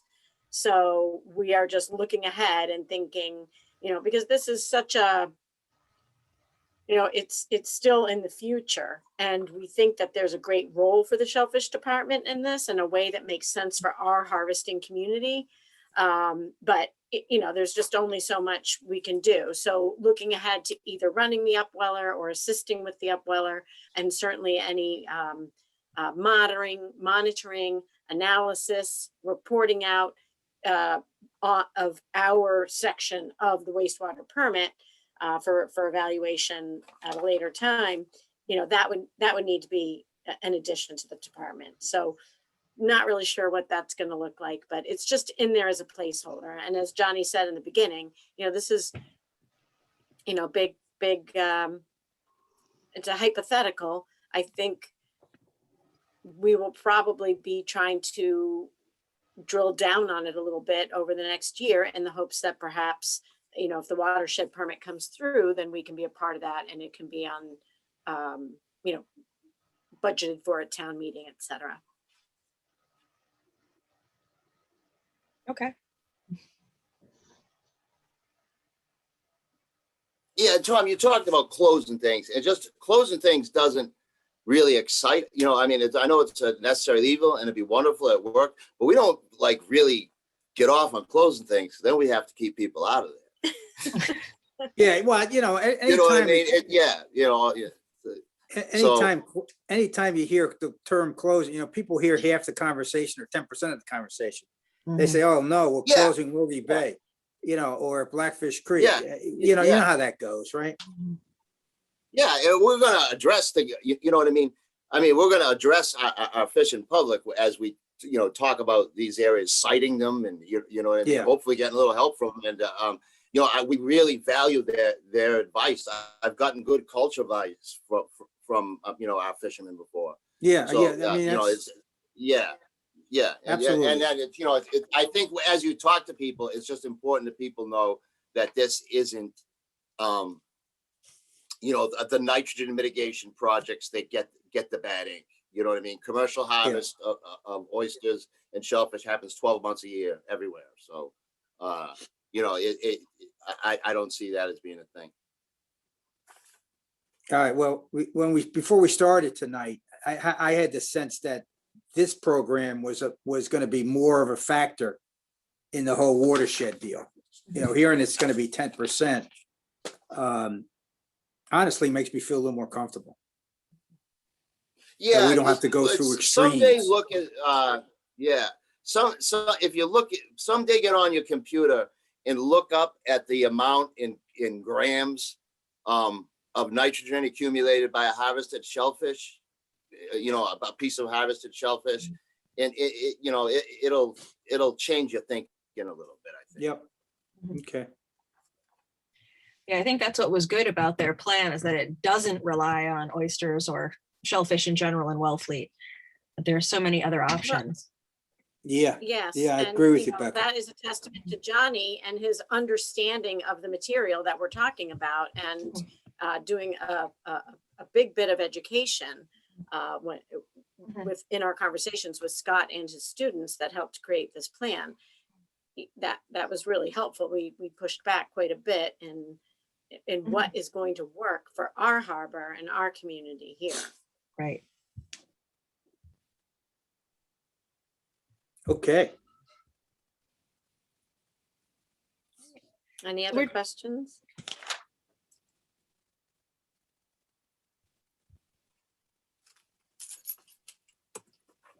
Okay. All right.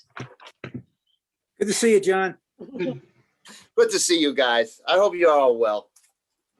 See you, Janet. So the dredging was just, we know that the dredging is going to happen around the channel Right. and going in front and behind the marina.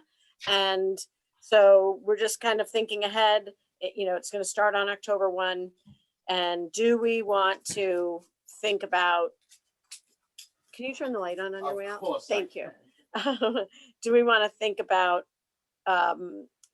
when we have the federal channel, we were able to have the boats go and dredge that shellfish out and use it. And do we want to try and do the same thing around that, the bar on the, let's just call it kind of the north and western edge of Chipman's Cove. And then as you kind of go around the back of Duck Creek, there might be some shellfish resources in there. And do we want to think about either boat draggers or physically, moving shellfish during low tide, by hand or by sweeping it up.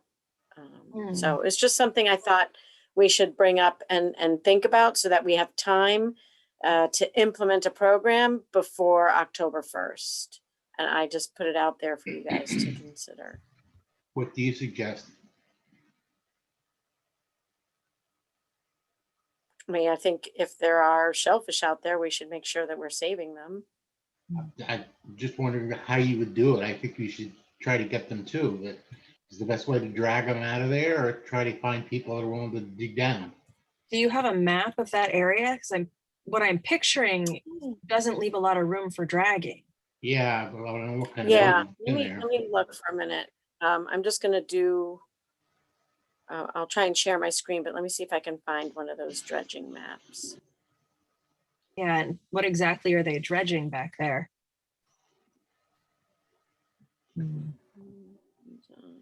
Yes, I think the dredging before, I got the sense that went fine, right? Or did you have a lot of debates between who had the approval to dredge or?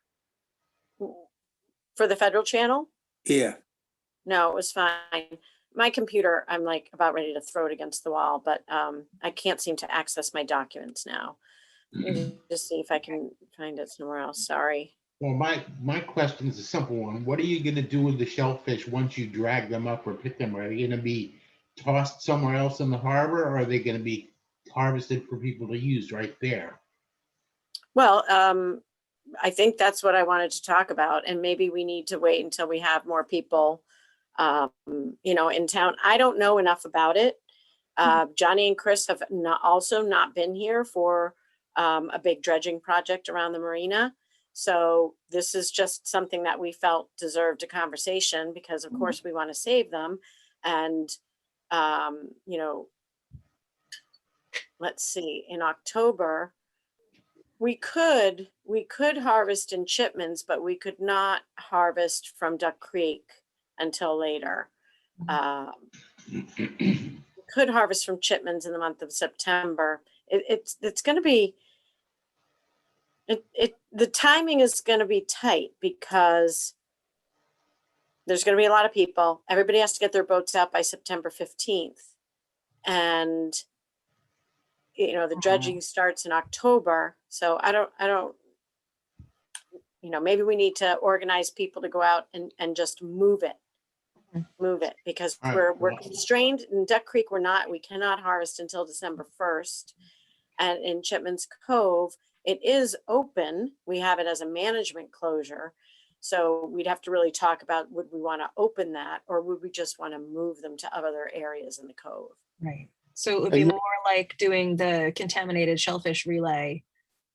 Things would just be removed and put someplace else until later.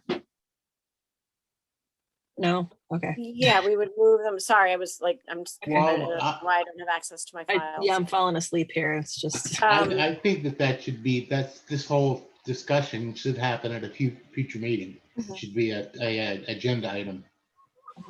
Yeah, and I think, I'm looking for people who were here back in the day and remember maybe what was done. Okay. And we have been talking about it around town, but I just haven't gotten feedback yet. And let me see if I can find it on our website, on the town website. I might be able to find it. Somehow I've missed seeing a map of where exactly the dredging is going to happen, because I kind of assumed like where it was the channel that there's like a lot of the black custard over there and that there's a lot of muck that things wouldn't be growing in, but I think I have the wrong idea. I think you're right, Becca. My sense is they were gonna dig pretty deep by the end of the pier. And I didn't think that there was too much growing there, but I have no idea. On the edge, I think there's Is sets there? of cones and stuff on the edges of the channel, but I think it's gonna be really hard to assess, to access even, Okay, I found it Okay. online. Sorry, let me share my screen.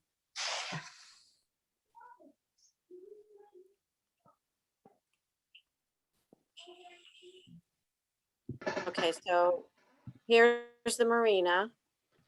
There it is. This is the boat ramp right here. Mhm. So last year when they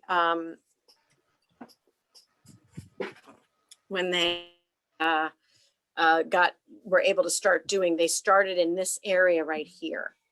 They didn't quite get, like, they have to move the pilings and stuff. And so there's a lot of stuff going on about in here, but this is an area that they'll start with and then they'll move and do this. I don't know in what order, but if we, let's see, there's the channel. Here's the mooring basin, which would be area 2.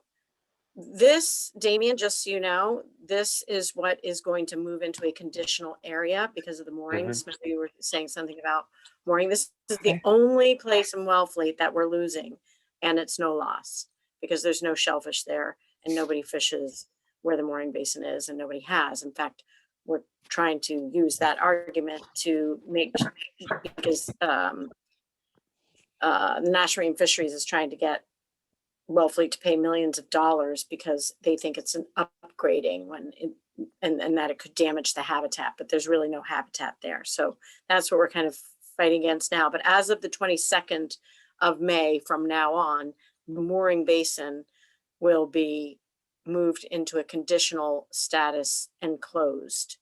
And so this will go from an open and closed, which it doesn't even matter if it gets opened because once all the boats come out, it can go into the open status, but it's not a fishable area. So that's the only mooring area in Wellfleet.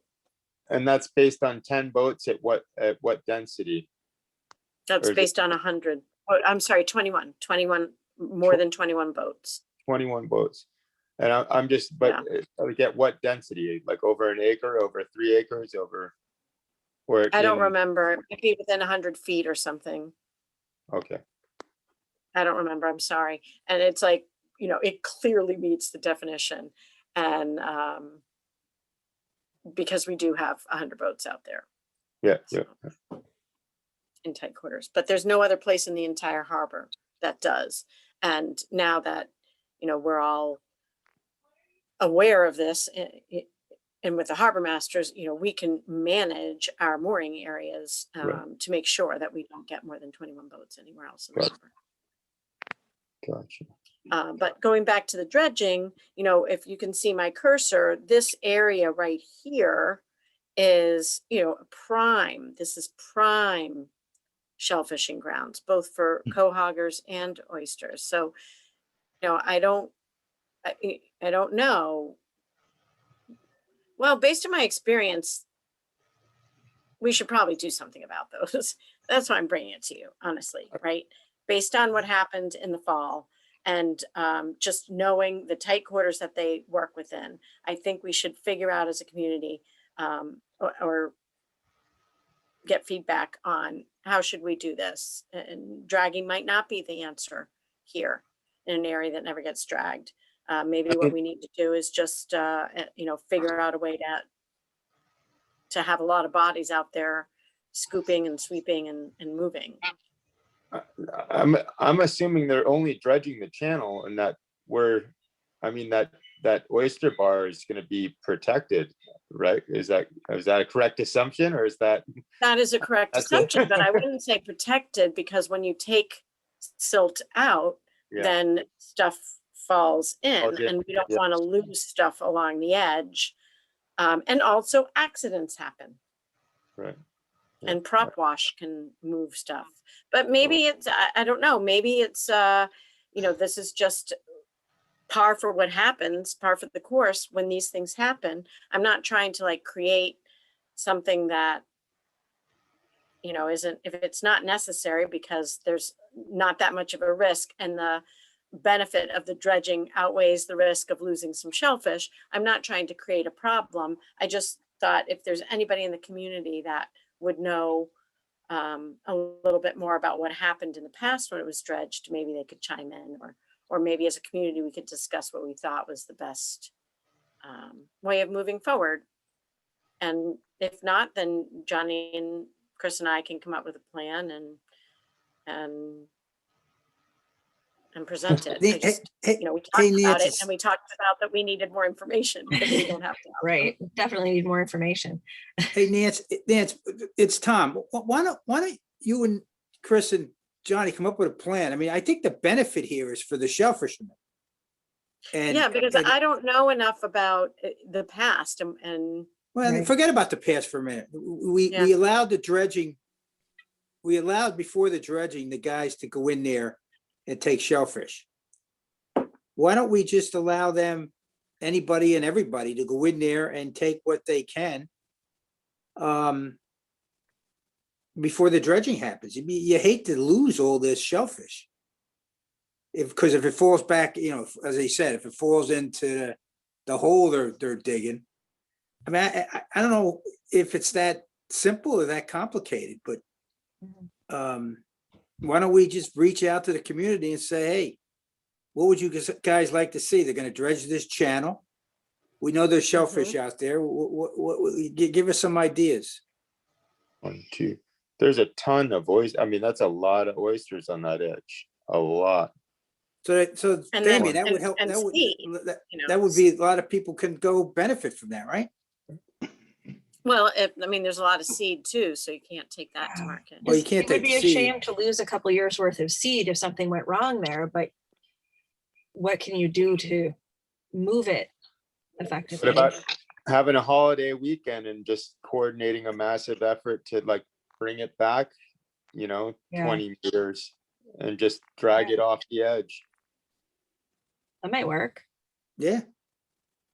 Or for every bushel of oysters you take, you gotta take some seed and put it where Nancy and Johnny want it. Yeah. For every bushel you take, I don't know. Somebody's got to figure it out. But yeah, you hate to lose all that. All those effort, 2 years of effort.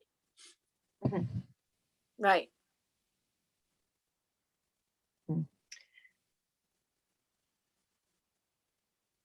Well, it's something that we should probably move to another agenda so we can continue thinking about it and talking about what the options are. Yeah, for sure. Talk about it, in the community with other shellfishmen that you run into, and it'd be great to get ideas back. Yeah. Okay. That sounds good. Okay. All right. Becca, we can add it to a future agenda item. Future agenda meeting, yes. All right. All right, so you and I are supposed to talk about discussing an agenda for housing. Sorry, I'm assuming that Nancy, that we're done with that. We're done with Nancy. Yeah. Let me just, I put this on there. I know looking back at some of our meeting minutes, we talk about, we did this, 3 meetings on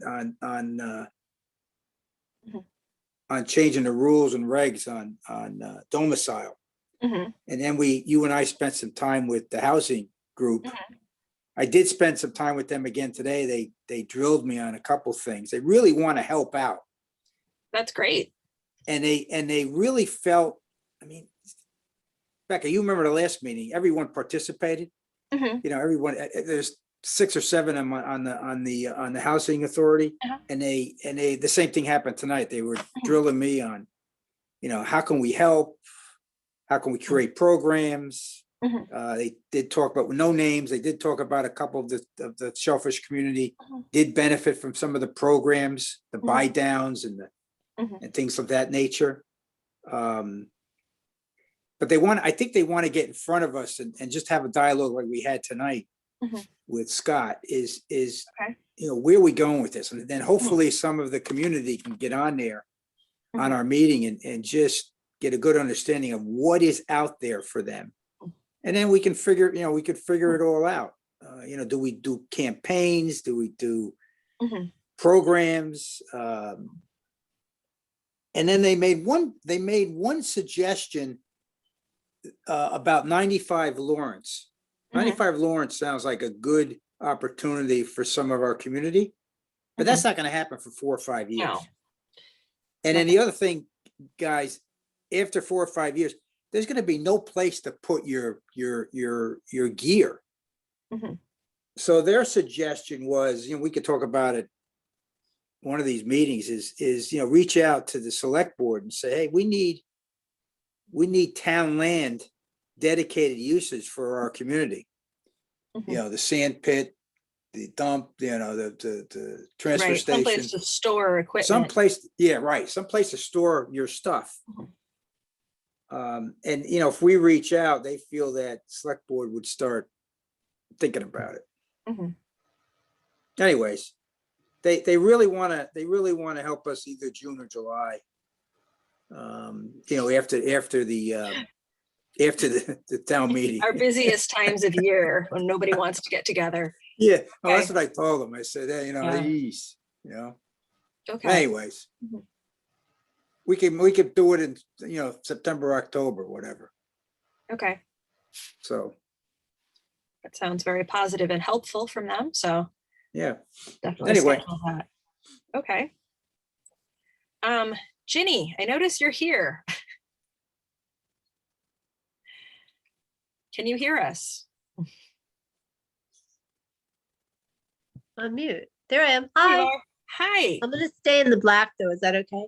Sure. Hi, everyone. So it sounds to me like the housing discussion we were having, that maybe some outreach to your group would be helpful as well. Sure. I'd love to help. Maybe we can get some folks brought in from there. Okay, perfect. Perfect. So, all right. And is there any news from your meeting this week? Our meeting. So the Shellfishmen's Association had a meeting and we invited Becca to come to join us.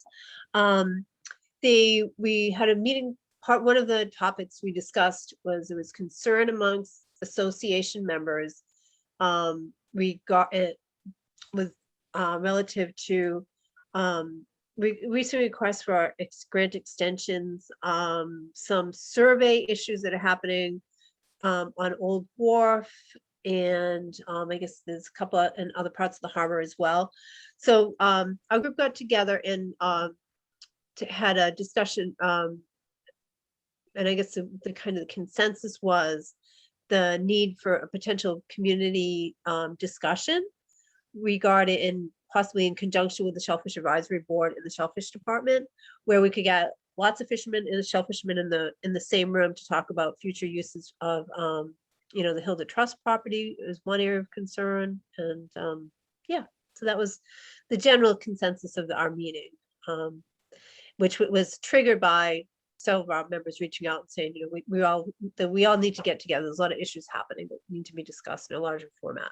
So yeah. Okay, so I should have mentioned that was the topics for future meetings. Oh, yes. That's why we're talking about this. So Okay. that sounds like a meeting that we should probably include. We also have the Rights of Public Access Committee that needs to be scheduled in too. So Ginny, how should we go about working out a joint meeting, or When can we all have a meeting out in face to face? Is that coming soon, right? Is it? Theoretically it is. So I almost feel like if My there's a way to understanding make is that there's no town consensus yet as to when in-person meetings and how in-person Okay. meetings that will be coming soon. So I'm not sure how can- we can do that exactly right now. Becca, through Yes. you, I mean, I heard that Sarah Peak has been approached about figuring something out so that towns can not meet in person until they decide to. Okay. It's under discussion and nothing's happened yet, Mhm. but the 15th of June was supposed to be when there's no more emergency declared, so therefore we could start meeting in public, we could start meeting out in the open again, but whether we do or not is still up in the air. I don't know if it's been decided yet. Hmm. Yeah, I think that's, Beck, I think that's, Ginny, I think that's up to the town to decide. Okay, Right now, we can't do it. We gotta stick with the Zoom. Mhm.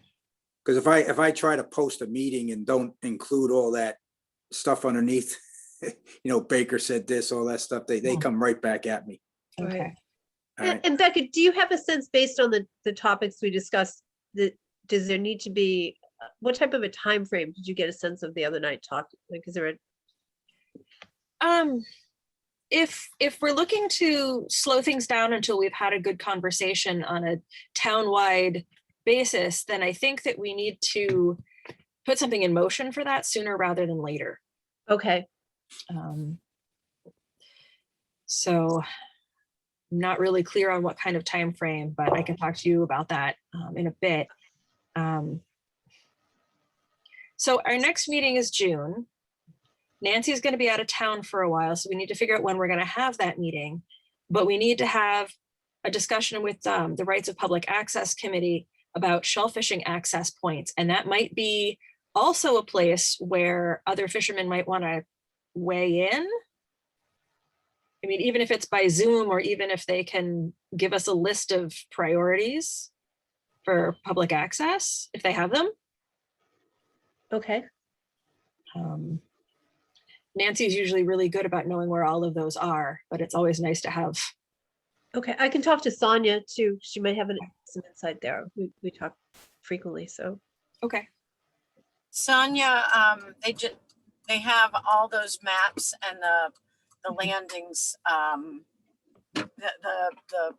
the one I presented to you guys. Yes. So Yeah. that's what they're working from. And today at their meeting this morning, they decided which ones they were gonna be prioritizing, but they wanted to run all of kind of what rose to the top by the community and ask for anything that they might have missed. Okay.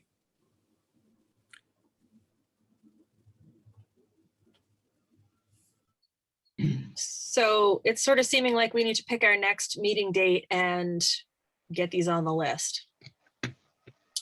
So hey, Becca, the rights of Yes. public access, and then what Ginny and you just discussed as the two topics for the next meeting? Yes. Okay. Ginny, you think if I get pushback on having a non-Zoom meeting, do you think you can get your community Yes, together? yes. And I think that yeah, I do. And if we have if WSA calls the meeting, I know we can have 25 people outside now, I believe, right? Is that but it would need to be like, can WSA call meeting and invite the SAB to come to it? Does that change the format? Not that I'm trying to get around open meeting laws or anything like that. Still would Yeah, want to if they have a quorum, then it has to Oh. be posted. Okay. Okay, gotcha. Yeah, I think you'll have quite a group. I mean, we had a very active dialogue the other night, Mhm. and there were quite a few people who were passionate that they feel it just needs to be a larger community discussion. There's a lot going on out there that they're all anxious to discuss. As are we. Right? Yeah. Yes. Geez, I'm wondering, Becca, if we reverse that. I mean, if she called the meeting and we just attend. I think it's still a problem if there's a quorum of us there. But Right. maybe not. Should I ask the town? Yeah, See we what could look they- into it. Well, It is, Tom. If you guys have a quorum, it's as if you're meeting. It's like Okay. when there was maybe going to be a quorum of the select board, they actually Right. should have advertised that. Quorum of the select board at the Shellfish Advisory meeting. Okay. All right, so if we have more than 4 is what you're saying, Nance? Yes. So we have 3. so can you still, can you, so if we host it, and then you could still post it that you're gonna be there, right? And then I don't know if that, like when the Barnstable County Selectmen's Association meets and all of our selectmen are at that, they're still allowed to attend that. And it is posted. I don't know if it's posted publicly. I don't know if that helps change it. I just feel like, Mhm. if there's a way to have it in a larger space, where fishermen can, I mean, I have people right now aren't even checking email and don't want to Zoom, and I think. So what about the way that they did the town meeting last year in the big ball field, wasn't it? Yeah, yeah. Is that an option for us, or are we required to stick to Zoom? That's up in the air, and I still Okay. think you can also do it at the senior center. There's another room that's big enough so you could stay apart if you really wanted to, and as long as people wore masks, they'd probably say that would be okay. But Right, but it's just up have in to the wear a air. mask if you're indoors. It's up in the air what we're gonna do, Okay. what the town's Well- gonna do. But we could try that, or we could just do it by Zoom. Some people like it by Zoom. Yeah, but the shellfishermen aren't showing up by Zoom is the Yeah, problem. nobody's coming. Yeah. Well, if you advertise it, maybe they will. Well, I think I it think becomes, the topics that we have seem to be, for the next meeting could be a popular one for people to show up at. I want to just say that I talk about it on the flats. I send out emails and text messages. Now, we're doing the Cohog relay for the past 2 weeks, so I didn't send it out. I sent it out this morning, so maybe people had things to do. But even when I send it out in advance, we really haven't gotten the turnout. Yep. It has been disappointing. We've had a lot of very good topics that I'm very curious to hear feedback on, but I think it's a function of people prefer to meet in person if they can, not over Zoom. And now we have to just make sure that people would have the comfort level to attend in person if that's the way the state or the town ends up going. Do you think anybody is watching these meetings Videos. Afterwards? after, like they're posted? If somebody wants to watch this meeting tomorrow or the next gonna go day, look. it gets posted on the town site, right? Mhm. So if there's something we feel we can always just try to see who shows up and watches it again. If there's a way to monitor that, you would know. But I think some people just don't like attending meetings after work, They don't want to come. Nothing really wrong with that.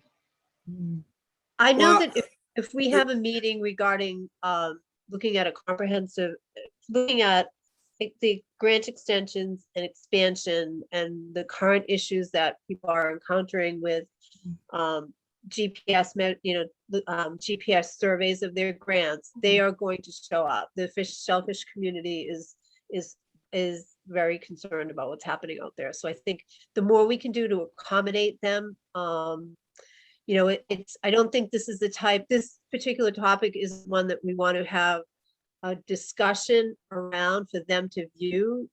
It's about how do we create the space so their voices can be heard. And so that there can be dialogue.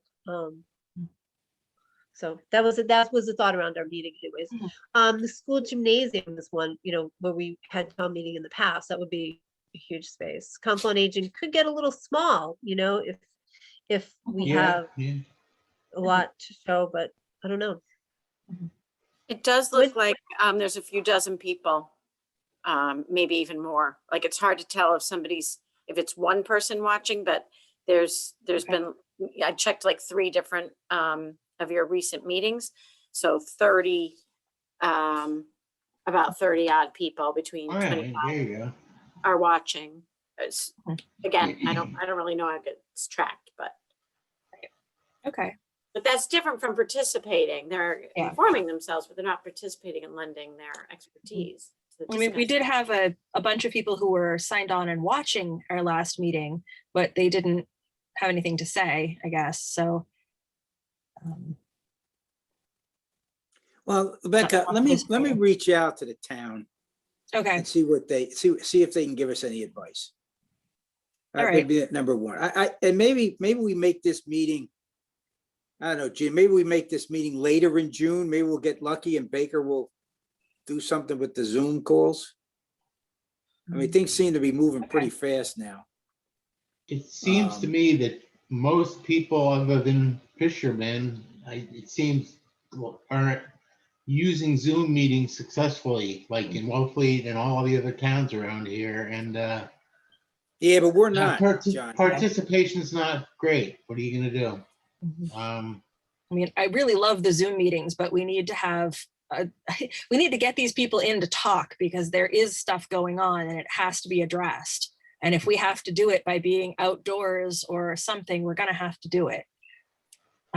Yeah, I go back and think of the MSI that we did in the senior center. I mean, that was standing room only. Yeah, Right. and it's gonna be that So- kind of a meeting if we can find an appropriate location Yeah, that affords everyone's safety comfort levels as well. yep. You know, what about even doing it at the end of the pier at the bandstand? I mean, that would be, It's an interesting If- idea, but then you yeah, have if to it's- have some sort of speaker system and, we You do have to- have, we do have a mic. We did get one. Chip Okay. Morris bought one for our fish stories. So there is one out there. great, okay, Um,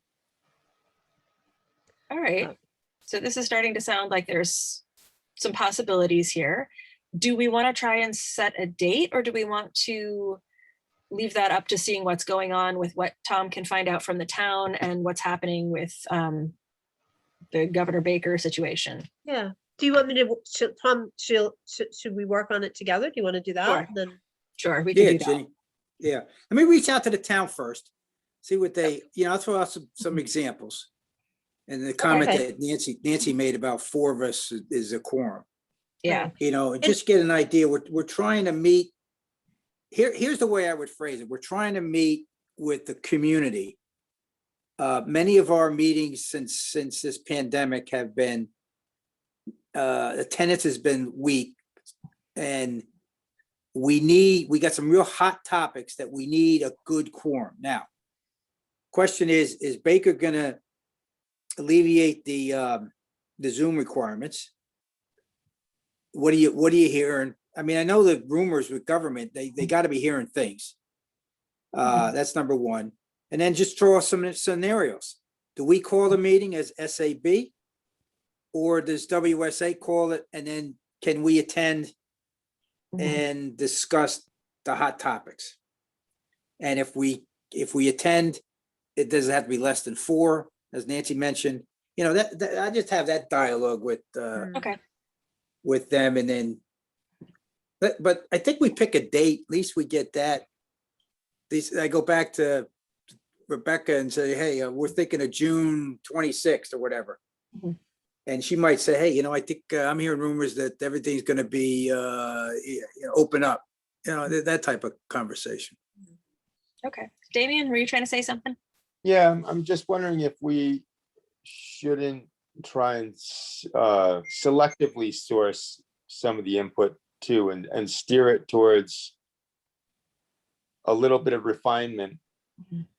before just or are we going to go into just this open blitzkrieg of community opinion?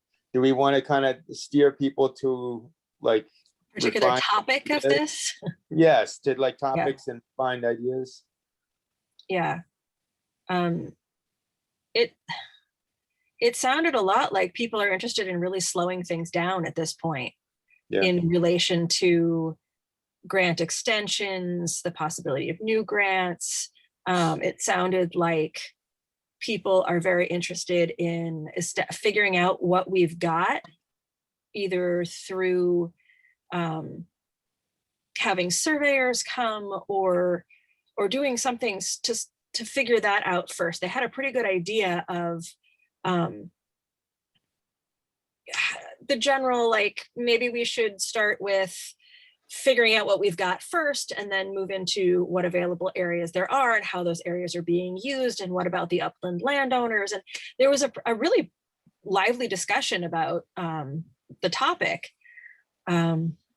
So maybe Ginny and I could put together something that's kind of steering that conversation a little bit. I think you're right.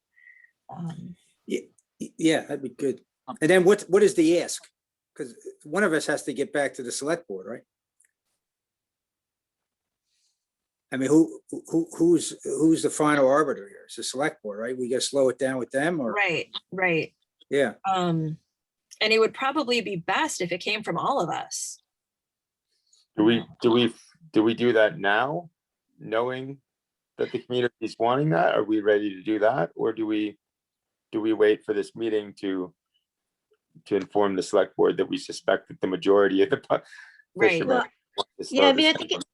I think that's why it has to be the larger conversation, because, I talked to someone tonight who, had a grant for a very, very long time, and, hers, and is a WSA member, and his perspective was very different. He said, I think that anyone who wants an extension should be able to get one. If we've got young families out there that want to grow their businesses, there shouldn't be an issue.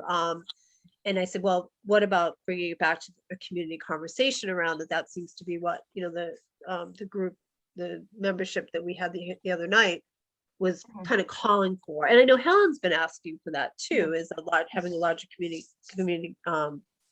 discussion around usage of Hilda Trust in various areas. So, I think that's what's going to be important, without making it a divisive issue, is hearing the pros and the cons and hearing both sides of it. So that's my sense anyways. Okay. It was pretty I'm- clear in our meeting the other night, though, that the leaning was towards slowing things down. And, I know, like, I hate to use this word, but the word moratorium is in your language, in your regulations. And that's one of the things, I guess my understanding was, that can be asked for is a moratorium while all of this is looked at. But again, WSA is not asking for that, but in terms of your regulations, that's one of the tools that you have that you can ask the Board of Selectmen to take a look at, right? Is that your understanding too, Nancy? Is that? Oh, you're muted.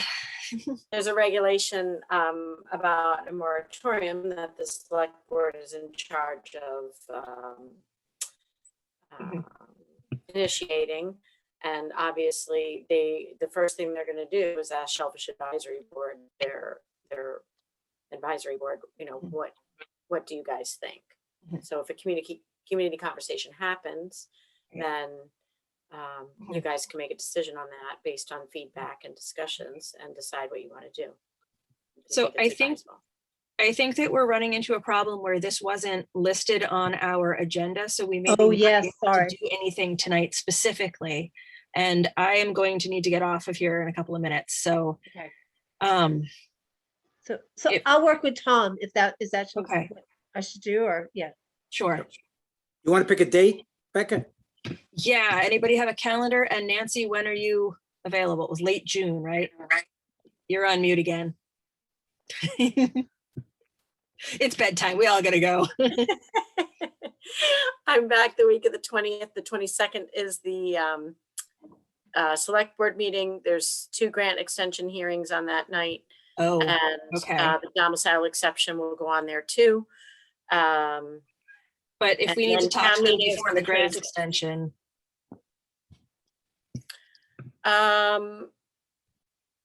Well, if you want to have a community meeting about it Okay. before, and then just submit it yourselves to the select board without the Shellfish Department Okay. being involved, you can certainly do that. I mean, okay.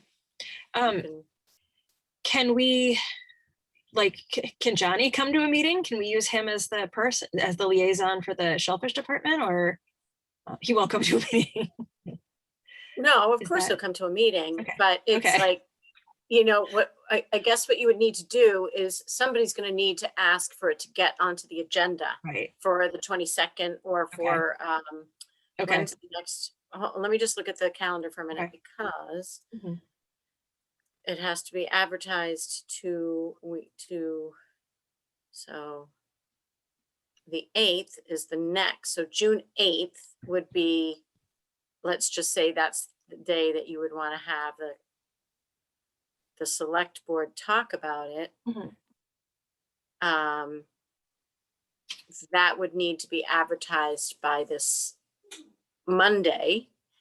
Of course, it would not need to, you wouldn't have to have a decision. You could just ask for it to be on the agenda, Right. and then that it would be advertised as a public hearing about the potential for a moratorium. Mhm. And then you could have your meeting, and then you could withdraw the hearing, I guess. I'm not really sure how that works, but if you Okay. decide that you don't want to do that, or if you do, then you provide the selectmen with a letter Okay. that to go in their packets that they can then hold the meeting Okay. on that day, if you want it to happen before, or, you just, we put it on Okay. all on that same night or something. Okay, can't we do that now? I mean, we know what the community's saying. Just can't we just draft a letter to send it to the select board and say, hey, we'd like a moratorium on the, I don't On think the you can grants? talk about it because it's not on your agenda tonight. Yeah, it's not on our agenda, so I think we can't. you know, What was that, Damien? Did you have your hand up? I was gonna request that we put that on our next agenda along with the clean water topics that we discussed tonight, to take a vote to pass for, Town meeting, yes. yeah. Okay. So when are we gonna have this meeting? Anyone got a tide chart handy? I do. I'm falling asleep here. Hold on. But I could share my screen.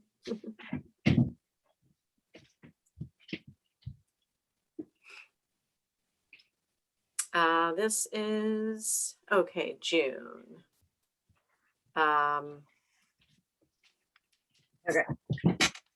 There's low.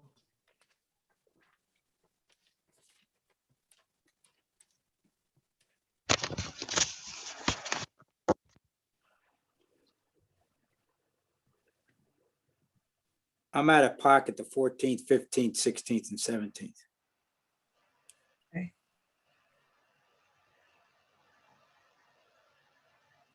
And Nancy's not back till the big tides. Yeah, The first week of June? but again, you don't need me to have that, right? I mean, Right. that, you don't. I mean, I think that I have put a memo together for the select board and for you. I think Mhm. you guys know where we stand. And I think it's bigger than the department at this point. I think this is like we've been calling for a community conversation. Mhm. Absolutely. So, What about the 10th or 11th? Is that, or about the 10th? What's the 10th say, Nancy? I don't have my glasses. the 10th won't work for me, but the 11th is a Friday night Yeah, work. It's low tide. Oh, well, it's a 1.7.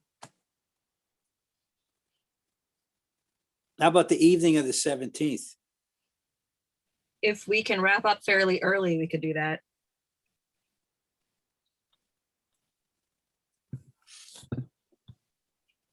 What if you had it earlier in the day as opposed to 6:30? Works for me. How about 5 or 4? We do 5? I mean, if That sounds, Gonna work. five is good. 5 is good on the 17th? Yeah, I couldn't do much earlier than that. How about you, Damien? I'll do my best. thank you. Is Zach still on?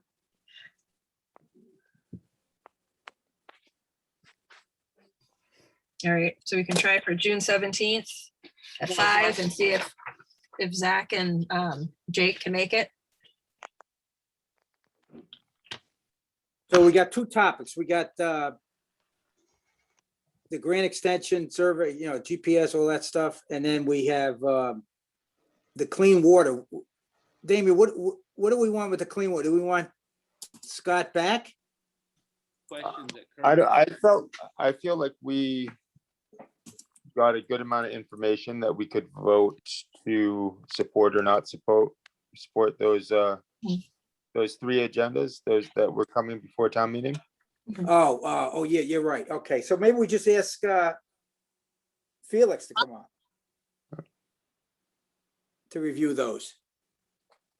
Okay. He said he was gonna send us a note. He's gonna send us the language on the article. Yeah. Articles. And he knows what the articles are, Yes. so he can review those and we could debate it and vote on it. Okay, so that's an item right there. The other one is the, What Ginny and Beck are talking about. right, and also the whole clean water Horsley, the presentation site, Scott Horsley, right? Yeah, it's just voting on I think he said there's 3 different articles at town meeting Yeah. that are going into the planning. Okay, there's nothing else we were gonna discuss? Well, down the road, there's the Rights of Public Access Committee, right? Or I don't know. Yeah, we do need to talk about them. Landings. So, Right. You think we'll have time? no. I don't think we'll have time. So let's just, we could start with Felix and then we'll go into, Okay. into Ginny and Okay. Becca's meeting. Mhm. Because these meetings go long, guys. Yeah, they do. All And I right. think that second piece is gonna go long.